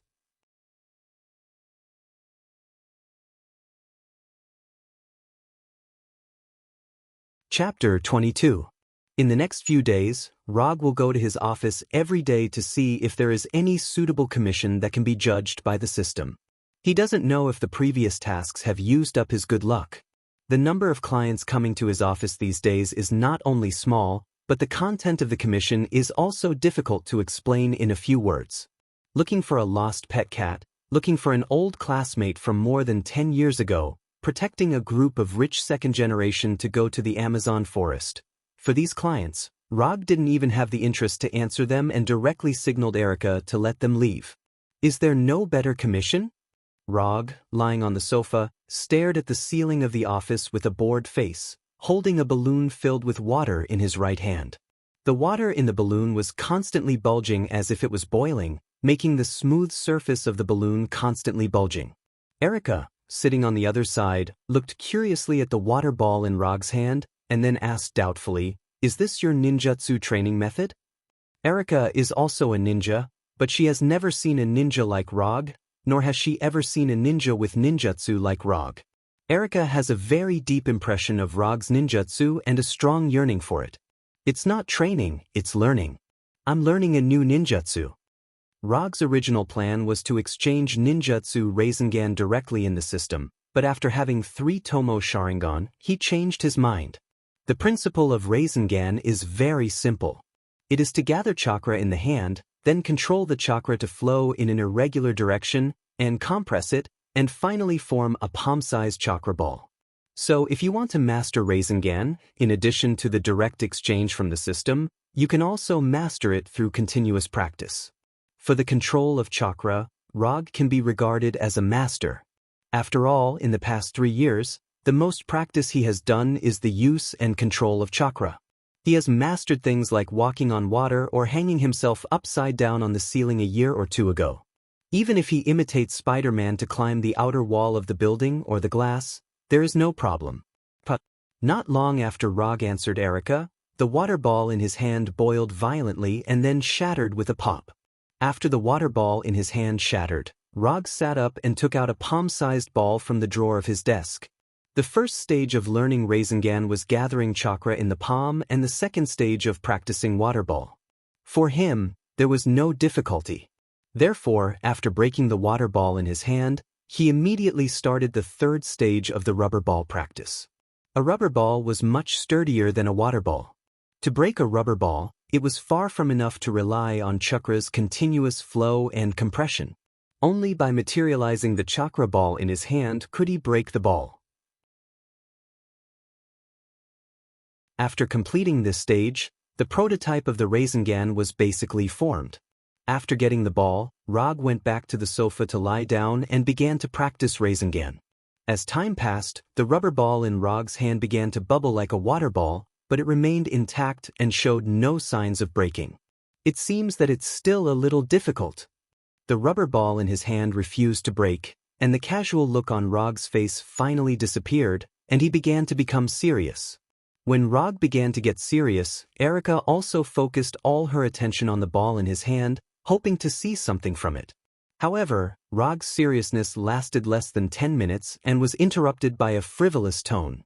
"I didn't expect you to still be playing with a rubber ball when you're so old."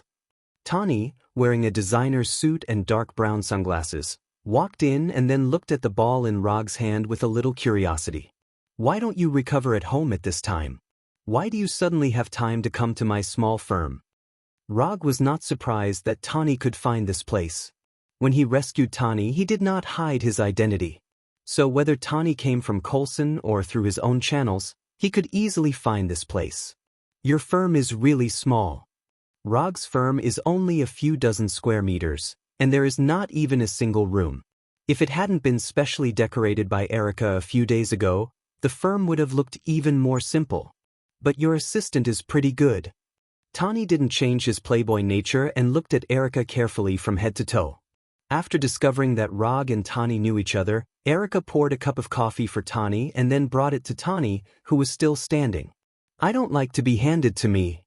Tani shook his head and had no intention of taking the coffee from Erica's hand. "Let's get straight to the point. What's the matter with the famous Tani Stark?" Rog doesn't hate Tani, but he wants to practice Rasengan in peace. "As my savior, your attitude towards me is really more than a little cold. Can't you be a little warmer?" Tani came to Rog and said in an exaggerated tone, and then took the ball in his hand. "If you have nothing else to do," before Rog could finish his words, Tani continued, "I have made a new toy in the past few days and I want to invite you to enjoy it." Although Tani didn't say it explicitly, Rog quickly guessed the so-called new toy of Tani. Unsurprisingly, the new toy in Tani's mouth is the Iron Man armor. It's just that he doesn't know whether it is Mark II or Mark III. "Tani Stark has personally come to invite me. If I don't go and see it, it would be too unreasonable." More than an hour later, Rog came to Tani's seaside mansion and saw the familiar Iron Man armor in his impression. Red and gold color scheme, Mark III. You've been back in New York for less than a week. You've made the Iron Man armor so quickly. It's very efficient. Of course, I'm Tony Stark, Tani said confidently, and he liked the look of appreciation in Rog's eyes. As a creator, the most afraid thing is that their works are not recognized. Therefore, Rog's recognition of Mark III also made Tani feel satisfied and gratified. It's really good. This will be the beginning of an era. Looking at Mark III in front of him, Rog couldn't help but sigh. Tani didn't expect Rog's evaluation of Mark III to be so high, and he felt like he had met a confidant.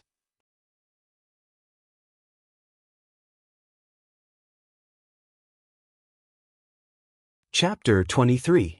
Fight with me. I want to see how strong the so-called ninja is. When Rog felt the cold metal texture from Mark III with his right hand, Tani suddenly said, "No, I refuse." Rog didn't look back and directly refused Tani and continued to focus on Mark III. It has to be said that even with the extraordinary power of ninjutsu, Mark III, the pinnacle of mechanical technology, can still make Rog yearn for it. Why? Tani came directly to Rog's side and asked, "It's not good to fight with you, and it's a waste of energy, so I refuse." After observing Mark III closely, Rog gave his answer. "Your new toy is really good. If you have nothing else, then I'll go back." After satisfying his curiosity, Rog didn't plan to continue to stay here.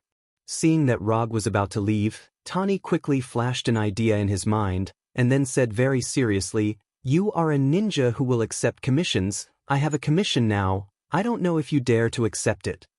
Although it was clear that Tani was using provocation, after hearing Tani's words, Rog stopped the flying Thor that he was about to use.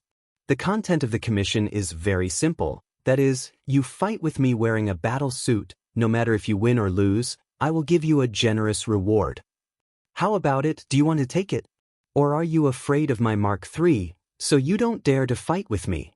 Tani deliberately said in a sarcastic tone, and his face was also full of confidence. Looking at Tani's appearance at this time, Rog shook his head helplessly, and then gave his own answer. "I'm not interested in money. But since you are so confident, I can give you a chance." As soon as his voice fell, Rog's figure disappeared in front of Tani. Although it wasn't the first time he had seen Rog disappear in an instant, Tony was still a little afraid of his ability to appear and disappear unpredictably. A few seconds later, Rog's figure reappeared in front of Tani, and in his hand he held a scroll. The scroll in his hand is the necessary commission scroll for accepting commissions. I have a strong sense of ceremony, so if you want a commission, you have to write the content of the commission and the reward on it first, and then I will give you the final answer. If you lose, I want a set of Mark III with an arc reactor. After that, Rog pointed to the arc reactor on Tani's chest. "No problem." Tani quickly wrote the content of the commission and the reward on the commission scroll, and then threw the commission scroll back to Rog. When Tani signed his name on the scroll, a line of information appeared on the commission page in the system. Commission content: Fight with Tani Stark wearing Mark III. Commission status: Incomplete. Commission reward: 5 ninja coins. After seeing that Tani's commission passed the judgment, Rog's face also showed a satisfied look. Finally, there will be ninja coins again. Although there are only 5 ninja coins, no matter how small a mosquito's leg is, it's still meat, so Rog doesn't mind. The difficulty of the commission is very low, and it doesn't take much time and energy, and he can also get a set of Mark III as a trophy. This is a very good commission, and it can even rank in the top 3 of all the commissions Rog has performed. I accept your commission. When and where do you want to start this battle? Now, the battle site is here. Tani originally wanted to say that they would fight here, but after taking a look at his garage, he decisively gave up the idea. You decide the location of the battle. In that case, let's fight outside. Rog pointed out the window casually and quickly set the location of the battle. Outside? It's the sea outside. You want to fight me in the sea? Tani asked with a puzzled look. No, I'm not going to fight you in the sea. I'm going to fight you outside. You can fly in the air or dive in the sea. It's your freedom. Looking at the sea outside, Tani didn't understand how Rog was going to fight in that place, but he still agreed. Tani quickly finished wearing Mark III, and then flew out of the garage and directly over the sea a few kilometers away. Just as Tani planned to look back to see how Rog came to this place, Rog's figure appeared in front of him out of thin air, and then fell quickly under the influence of gravity. Tani, wearing Mark III, didn't fly very high, but he was dozens of meters away from the sea level. Looking at Rog's rapidly falling figure, Tani wanted to fly over to save Rog, but he finally gave up the idea. He wanted to see how this ninja who has mastered mysterious ninjutsu would resolve the situation in front of him. 30 meters, 20 meters, 10 meters, 5 meters. When Rog was about to fall into the sea, he seemed to have landed on the ground and stood firmly on the sea. If it weren't for the ripples on the sea under his feet, Tani would even doubt that it was still the sea. How did he do it? The scene in front of him was not scientific at all, not scientific at all. He didn't know why. Looking at Rog standing on the sea, Tani remembered some myths. But he quickly put these strange thoughts in the back of his mind, ready to let Rog see what is the power of science and technology. Without any hesitation, Tani flew directly towards Rog and began his attack. Obviously, he can rely on his flying advantage to attack from a distance, but he chose the simplest and most violent melee. It seems that I have been underestimated.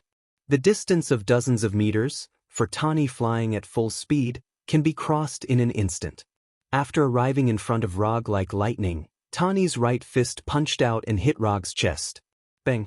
Tani's right fist hit Rog without any suspense, but Rog turned into a cloud of smoke and quickly dissipated in the air. Before he could figure out what was going on, a heart-wrenching pain came from his left shoulder. Pain, pain, pain. Tani felt like he was shot directly in the left shoulder by a rifle, and his entire left arm and shoulder were in unbearable pain. Am I shot?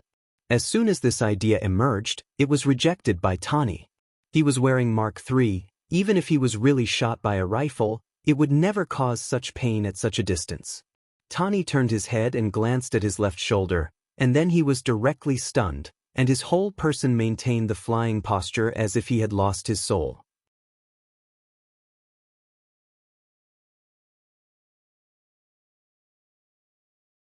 Chapter 24. He saw a finger-sized hole on the left shoulder of Mark III. In the hole, there were bursts of electric sparks from time to time. Mark III's left shoulder was directly penetrated. As the maker of Mark III, Tani knows very well what kind of defensive ability Mark III has. The main material of Mark III is gold titanium alloy, which has extremely high defensive ability. Even if it is shot by a 7.62mm rifle bullet on a large scale for a long time, it will not cause significant damage. However, such an enhanced composite armor with extremely high defensive capabilities was pierced through in an instant. Until now, Tani didn't know how he was hit, let alone what hit him. Tani suddenly turned back and saw Rog with his finger in the shape of a gun. You lost. Rog pointed to Tani's forehead with his right index finger, indicating that the battle has been decided. Tani wanted to refute something, but the pain from his left shoulder made him shut his mouth silently, and then without saying a word he flew directly back to the garage. Looking at Tani's figure gradually disappearing, Rog sighed slightly. If Tani was not so careless or a little bit serious, this battle could last a little longer. But obviously, Tani, who wore Mark III, did not do this. In this battle, Rog used a total of 3 ninjutsu: Flying Thor, Shadow Clone, and Water Release, Iron Water Cannon technique that he rarely uses in battle. Iron Water Cannon technique is a secret ninjutsu passed down from generation to generation in Hozuki clan, and it is the only water ninjutsu that Rog currently knows. The liquid bullet fired by Iron Water Cannon technique has a strong penetrating power, and its destructive power is very considerable, and it can penetrate most objects. What just penetrated Mark III's left shoulder was the liquid bullet fired by Iron Water Cannon technique. When observing Mark III in the garage, Rog left Flying Thor on Mark III. He used the flying thunder god to fly directly in front of Tony. It wasn't his real body, but one of Roger's shadow clones. If Tony scanned it in many different ways at the time, he may be able to find that Rog standing on the sea is not a real human. However, Tony did not do this, but flew directly towards the shadow clone standing on the sea, and then broke the shadow clone with a punch. When Tony broke the shadow clone, the real Rog came behind him through Flying Thor, and then decisively used Iron Water Cannon technique and directly penetrated Mark III's left shoulder. After returning to the garage, Tony immediately took a look at his left shoulder. After seeing the injury on his left shoulder with his own eyes, Tony's face became more and more unsightly. The liquid bullet fired by Iron Water Cannon technique did not penetrate his left shoulder, but it just brushed past his left shoulder, leaving an extremely obvious scratch on his left shoulder. It's actually just a scratch. At the moment of injury, Tony thought that his left shoulder was completely penetrated, so there was such a distant pain. But it turned out that this was just his wishful thinking. When using Iron Water Cannon technique, Rog deliberately avoided Tony's shoulder.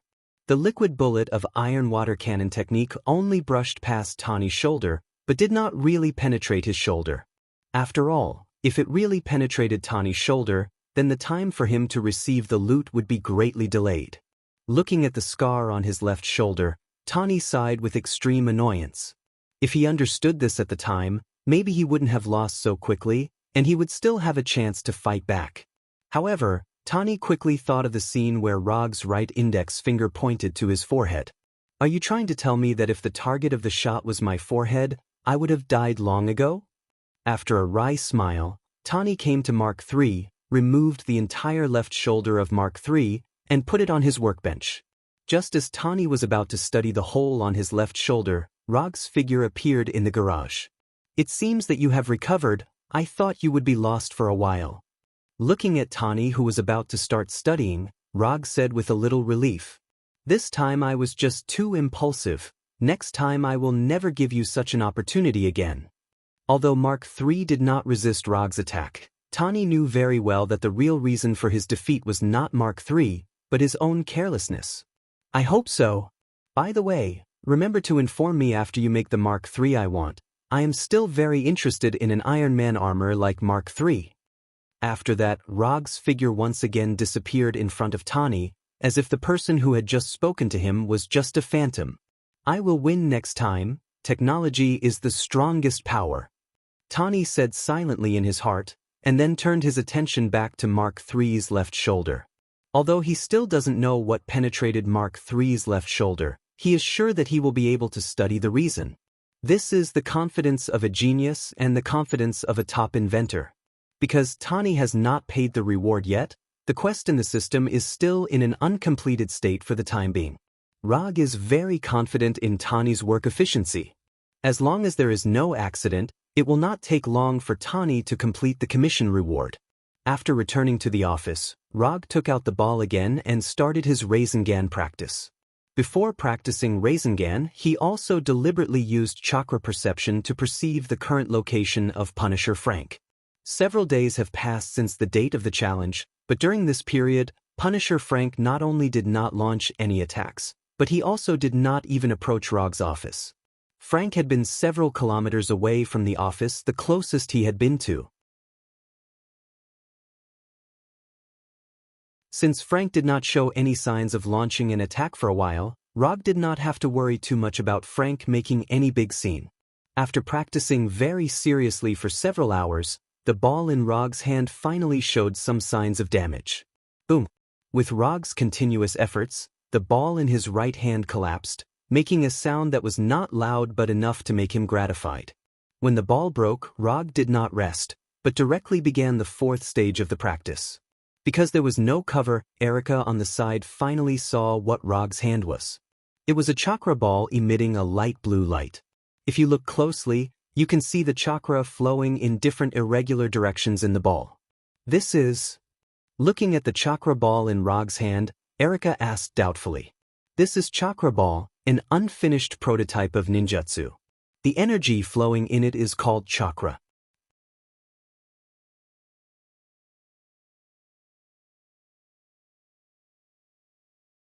Chapter 25. Rog briefly explained the chakra ball in his hand. He was not worried that Erica or others could understand the nature of ninjutsu or chakra from these simple descriptions. Knowing the source of a person's power and being able to resist the power of this person are two completely different things. Just like the future Iron Man, everyone knows that Tani relied on the high-tech Iron Man armor to have extraordinary strength. But people who can't beat him, even if they know this, still can't beat him. And Rog has no intention of hiding his abilities. Even if you know that chakra is the source of my power, even if you know all the ninjutsu I know, even if you know the fighting style I am good at, so what? Instead of carefully concealing his abilities, it is better to find ways to further improve his strength. As long as he has enough strength, why should he worry about the conspiracy of those demons and monsters? Crushing is the way of the king. Peerless is the ultimate. Not long after Rog explained to Erica, the chakra ball in his hand dissipated in the air and turned into a stream of air. Compared with the first 3 stages, the 4th stage of Rasengan practice is the real highlight. It is not difficult to condense chakra in the hand and circulate it at a high speed and irregularly. The difficult part is how to maintain and solidify it for a long time. Rasengan, which can't be maintained and solidified for a long time, is like a water ball. It breaks with a poke and has no real combat value. Erica doesn't know what chakra is, let alone what Rasengan is. But she saw something called power in this light blue chakra ball. A ninja with chakra is a real ninja. Erica didn't know why, but such an idea suddenly popped up in her mind. It dissipated over and over again and took shape over and over again. Every failure will consume a part of Rog's chakra. 10 times, 20 times, 50 times, 100 times, Rog can't remember how many times he has practiced. The only feeling he has now is that the chakra in his body is about to reach the final critical line. This is also the first time he has experienced the feeling of chakra being exhausted. This is the last time, whether it succeeds or not, it's over today. Like the previous practice, the last attempt failed without any suspense, and there was no miracle because it was the last time. After moving his stiff body, Rog looked up at the clock on the wall. It was 3:45 in the morning. Just as he planned to use the last chakra to return home with the flying thunder god, he vaguely heard the faint sound of fighting coming from the alley below the office. As a weapon master of cold weapons, although the sound of fighting was very weak, he could tell at once that it was the sound caused by katana collision. In a place like New York, it was not strange to hear gunshots. But in the middle of the night, only those famous crazy ninjas would use katana to fight. In his impression, only those crazy ninjas would use hand. Could it really be those crazy ninjas with hand? Driven by curiosity, he came to the window and looked in the direction of the fighting sound.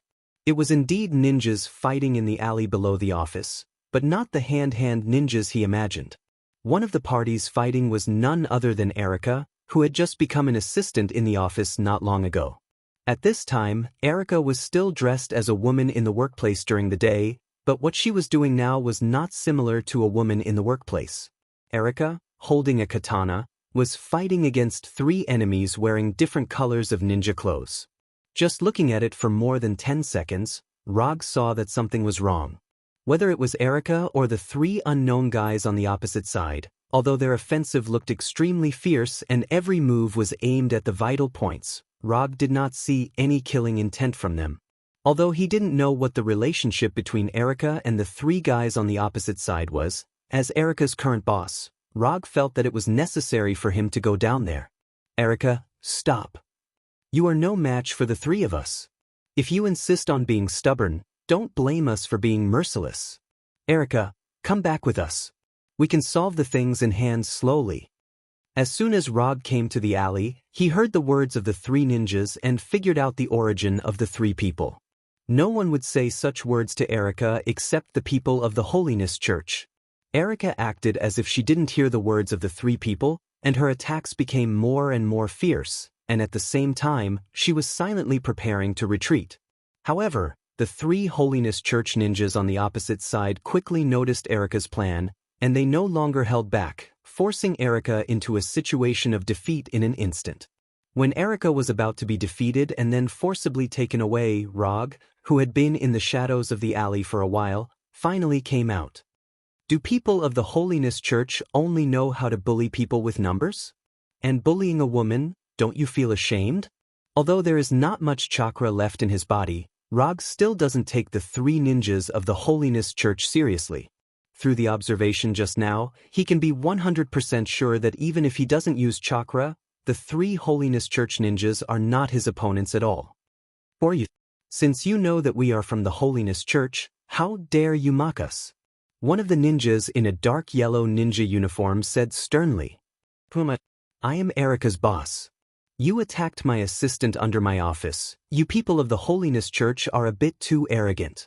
Rog said as he walked, and when he finished, he just came to Erica's side and took the katana in Erica's hand.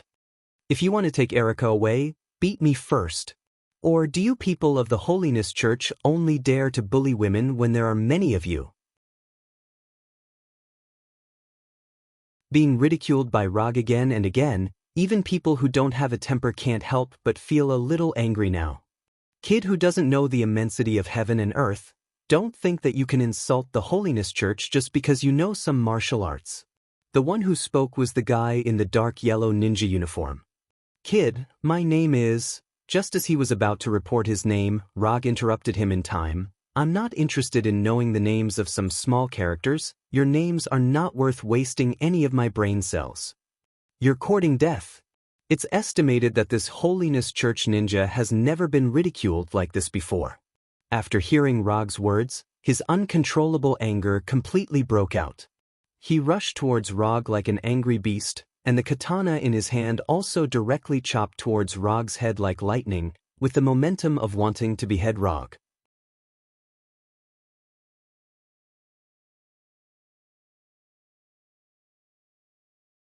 Chapter 26.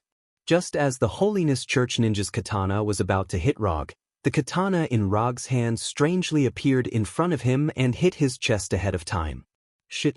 The moment Rog's katana cut his skin, the Holiness Church ninja felt an extremely strong aura of death. Relying on the strong control gained from years of hard training, he forcibly stopped the attack and immediately retreated. Even so, a blade wound that was tens of centimeters long still appeared clearly on his chest. Bright red blood constantly gushed out from the huge wound. If he retreated a little slower, the katana in Rog's hand would have cut his throat without any suspense, completing a true one-hit kill. Rog's attack not only shocked the injured Holiness Church ninja, but also made the faces of the 2 ninjas behind him become extremely dignified. As companions of the same organization, they were very clear about the strength of the injured ninja. Among the 3 of them, the injured ninja was the strongest and the most impulsive. You actually avoided it. It seems that you are a little stronger than the hand ninja. Hand ninjas usually only need 1 hit, as for you, it's only about 2 hits.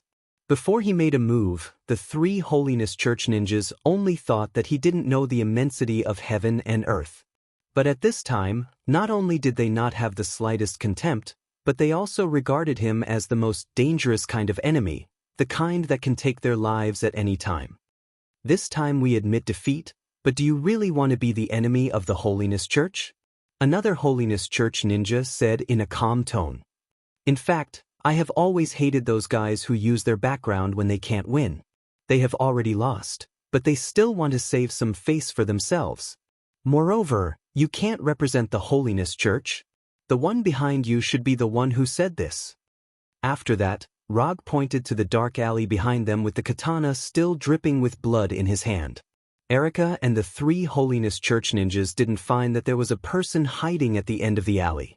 After hearing Rog's words, they carefully observed the dark, gloomy end of the alley where faint dripping sounds came from time to time. A man in light green clothes with a long stick in his hand came out under the gaze of Erica and others.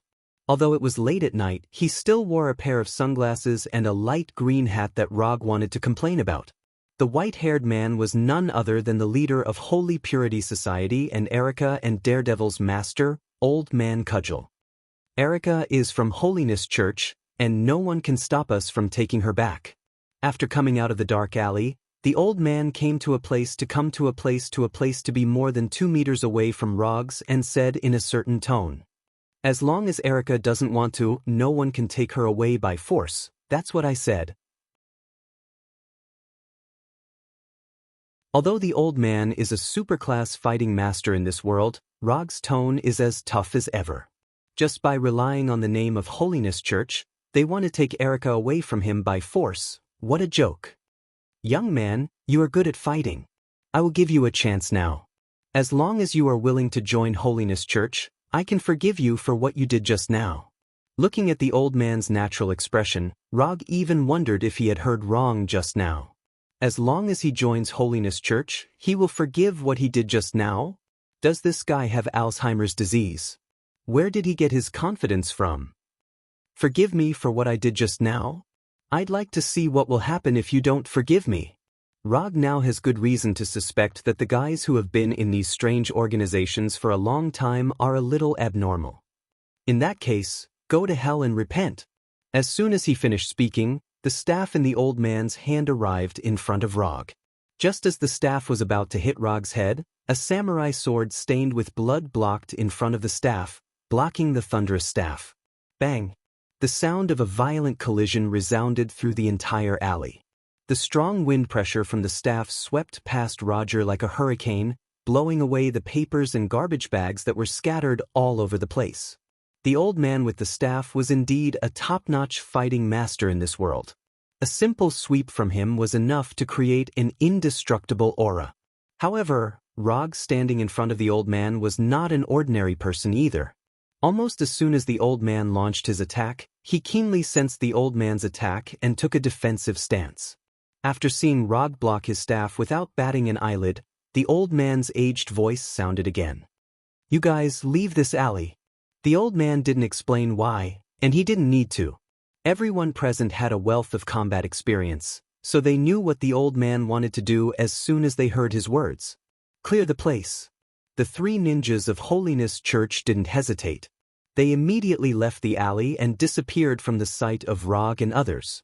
Erica didn't leave, she still stayed in the alley, but silently retreated more than 10 meters. If she hadn't been brainwashed by the old man's hand, Erica would have done what the old man said without hesitation. But now, she won't listen to anyone's orders, she will only follow her heart's choice. The old man glanced at Erica, and an undisguised look of dissatisfaction appeared on his wrinkled face.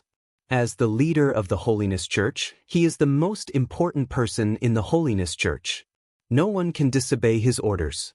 In his view, Erica is still a member of the Holiness Church, but now Erica blatantly disobeyed his orders, which made him feel that his authority was challenged. Old man, do you want to fight or not? I don't have much time to waste with you. Just when the old man was thinking about how to punish Erica for disobeying his orders, Rog's voice pulled him back to reality. Rog wasn't interested in knowing what the old man was thinking. The reason why he was willing to cooperate with the old man was that he wanted to see what kind of skills this fighting master had. Rog's melee fighting skills aren't weak, he can even be regarded as one of the best. However, he had always wanted to know what level his combat skills had reached. Although he has such an idea for a long time, he has been very unlucky and has never met a real fighting master. However, the appearance of the old man gave him hope of achieving his wish. The old man's fighting skills are definitely at the top level in the world.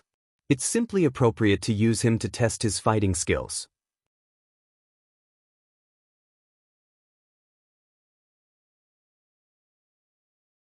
Chapter 27. Before the old man could answer, Rog attacked first. Defense had never been something he liked to do. Fighting was the best defense. Rog only needed a moment to cover the distance of a few meters. Although the old man with the staff could not see, his battle instinct as a mixed martial arts master warned him immediately. Bang! Rog's lightning-fast attack was blocked by the old man, but he did not hesitate. He twisted his wrist slightly and the katana attacked the old man from another angle as if it had a life of its own. After blocking Rog's first attack, the old man knew that Rog's attack would not stop there. As a blind man who could become the world's top combat master, The old man had an unimaginable talent in close combat. Otherwise, he wouldn't have been able to become a master in the field of combat without his sight. When Rog's katana suddenly changed its attacking trajectory, the old man took a step back and changed his two-handed grip to a single-handed grip. The old man's right hand slid to the middle of the long staff accurately. The long staff, which was not good for close combat, was like a short staff. Rog's attack was blocked by the old man again. However, he did not expect to injure the old man in 1 or 2 attacks. If the old man was hit so easily, he would not have survived the attack of the hand until now, let alone become the leader of the Holiness Church. Rog did not want to injure the old man in the beginning. He wanted to force the old man to step back with his attack. Even if the old man only took a step back, he would be able to control the rhythm of the battle. When the old man with the staff took a step back to defend himself, Rog's sword-wielding posture suddenly changed, and his movements became unpredictable. If his initial posture of holding the katana was the most orthodox way, then now he was using the katana in his hand like a dagger. Poke, stab, lift, chop. Heck, the katana in Rog's hand flew up and down, drawing out a series of sharp and strange arcs. The old man did not expect Rog's fighting style to be so wild. Being in the center of Rog's attack, he was like a small fishing boat in a stormy sea. He could be completely swallowed by the waves that came out of nowhere at any time. If it was not for his decades of fighting experience, the old man would have been hit by the katana again and again under Rog's unconventional attacks. At this point, the old man had completely stopped looking down on Log. He now regarded Log as his most dangerous and most terrifying opponent. Although he was not injured yet, the old man knew very well that if he continued to stay in Rog's attack range, his movements would be slowed down due to the decline of his physical strength. He would not be able to block Rog's attacks from then on. The old man wanted to distance himself and put himself in the most suitable combat distance, but Rog did not give him any chance. No matter how much he retreated, Log would follow closely behind him like gangrene, not giving him a chance to open up the distance between them. After being attacked by Rog dozens of times like a sandbag, the old man finally made up his mind. Even if you cut me, I'll get out of your attack range. With this in mind, the old man no longer defended blindly and began to try to fight back. Rog immediately noticed the old man's thoughts, but he still had no intention of slowing down his attacks. The old man's idea was very good. He was trying to get out of his attack at the cost of some small injuries.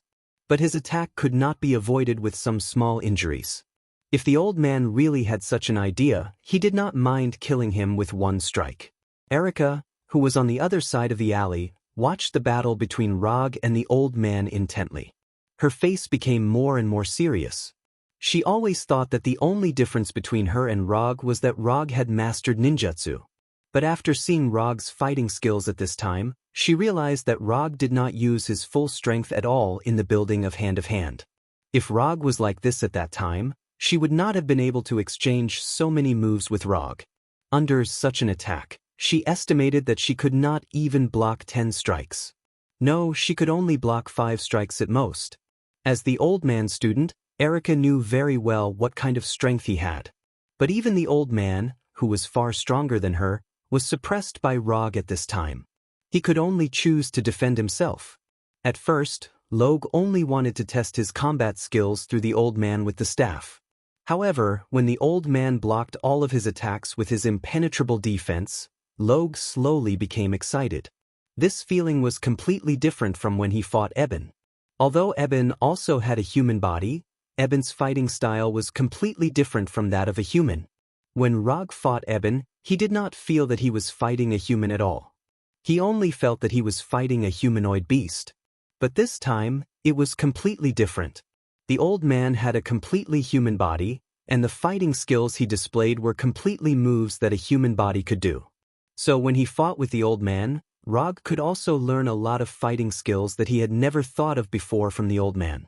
This kind of battle where he could fully display his fighting skills was the most exciting game in the world for people who liked to fight. In the past, Rog did not understand why some people would become a pure battle maniac. But now, not only did he completely understand it, but he also had the tendency to develop in this direction. Regardless of the consequences, regardless of life and death. Bet your life, give everything you have. He would use everything he had to fight a spectacular battle between the pinnacle. Even if you lose this kind of battle, you can walk into hell with a smile on your face. This was the highest honor that belonged to a warrior. While Rog was getting more and more excited, the old man opposite him was getting more and more shocked. The old man could clearly feel that his stamina was decreasing rapidly. Soon, his stamina would reach a critical point, and then he would no longer be able to keep up with Rog's rhythm. However, Rog opposite him did not seem to be exhausted at all. The speed and frequency of his attacks did not decrease at all. Instead, they became faster and fiercer. If this goes on, I'll really die in this kid's hands. The old man came to a shocking conclusion. Just when the old man was thinking about how to leave this place alive, an unexpected scene happened. Clang. After a forceful swing, the katana in Rog's hand was on the verge of collapse. It was broken by the old man's staff. This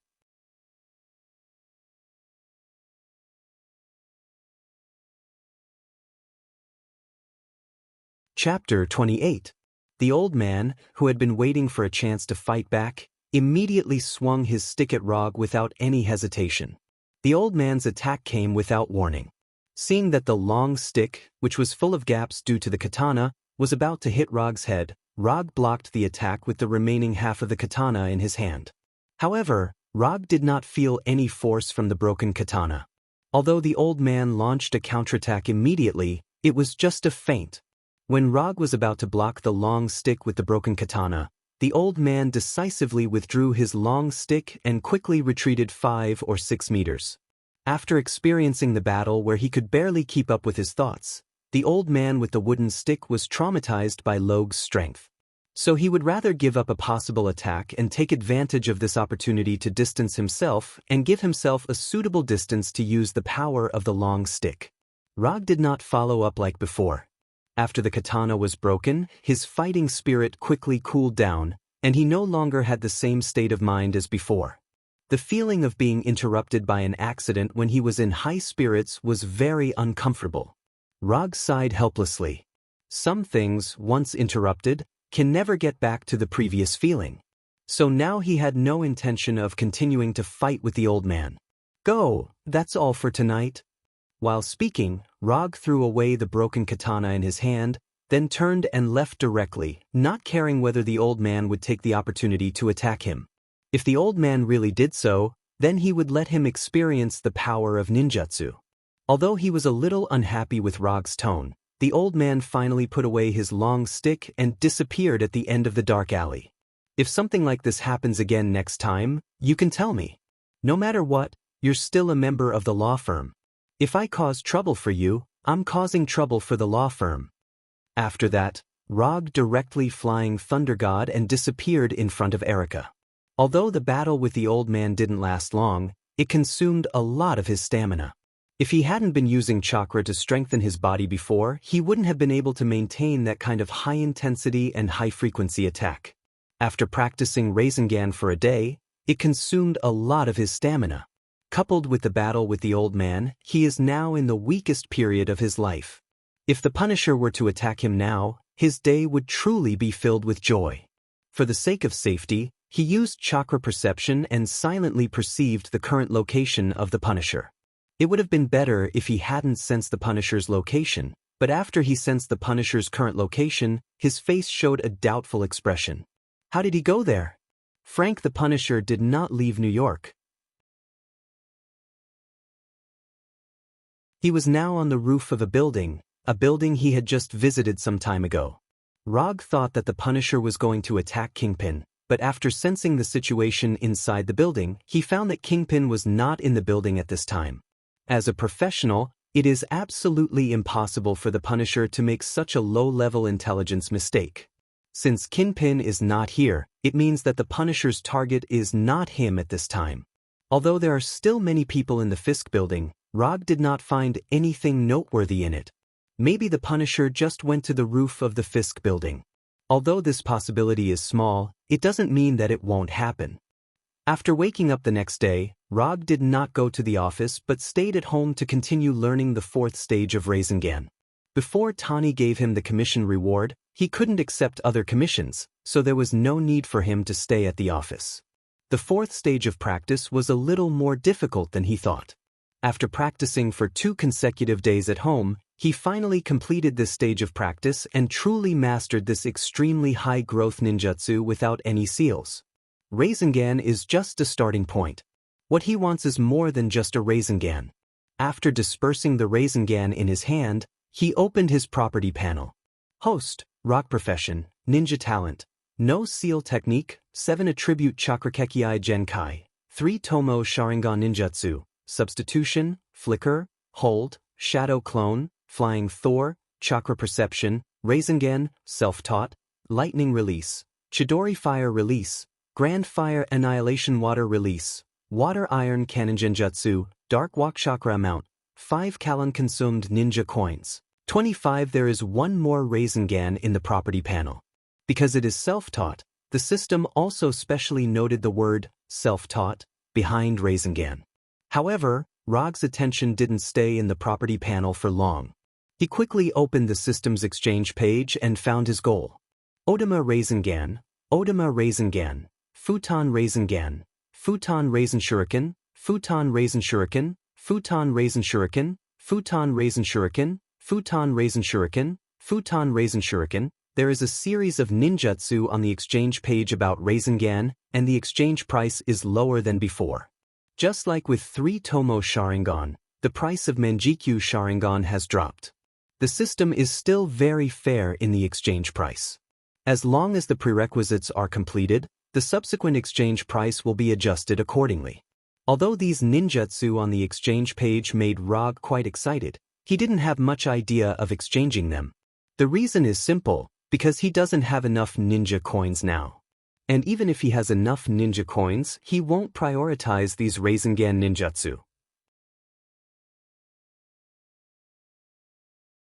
Is Manjikyu Sharingan not good enough, or Hashirama's would release not strong enough? Unless he has enough ninja coins, he won't consider exchanging Rasengan ninjutsu directly with ninja coins.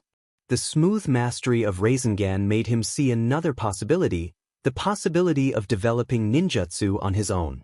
When he was exchanging Chidori, the idea of developing and learning ninjutsu on his own was not particularly strong. But after mastering Rasengan through self-study, developing and learning ninjutsu on his own may become an important way for him to master new ninjutsu in the future. As for ninja coins, he can leave it to exchange for Kekii Genkai and existence that can't be obtained through learning. For example, Hashirama's would release Eternal Manjikyu Sharingan, Kyubi Chakra. You're tuning in to the Wandering Hero YouTube channel. Don't forget to subscribe and join us on this journey to catch the most captivating stories.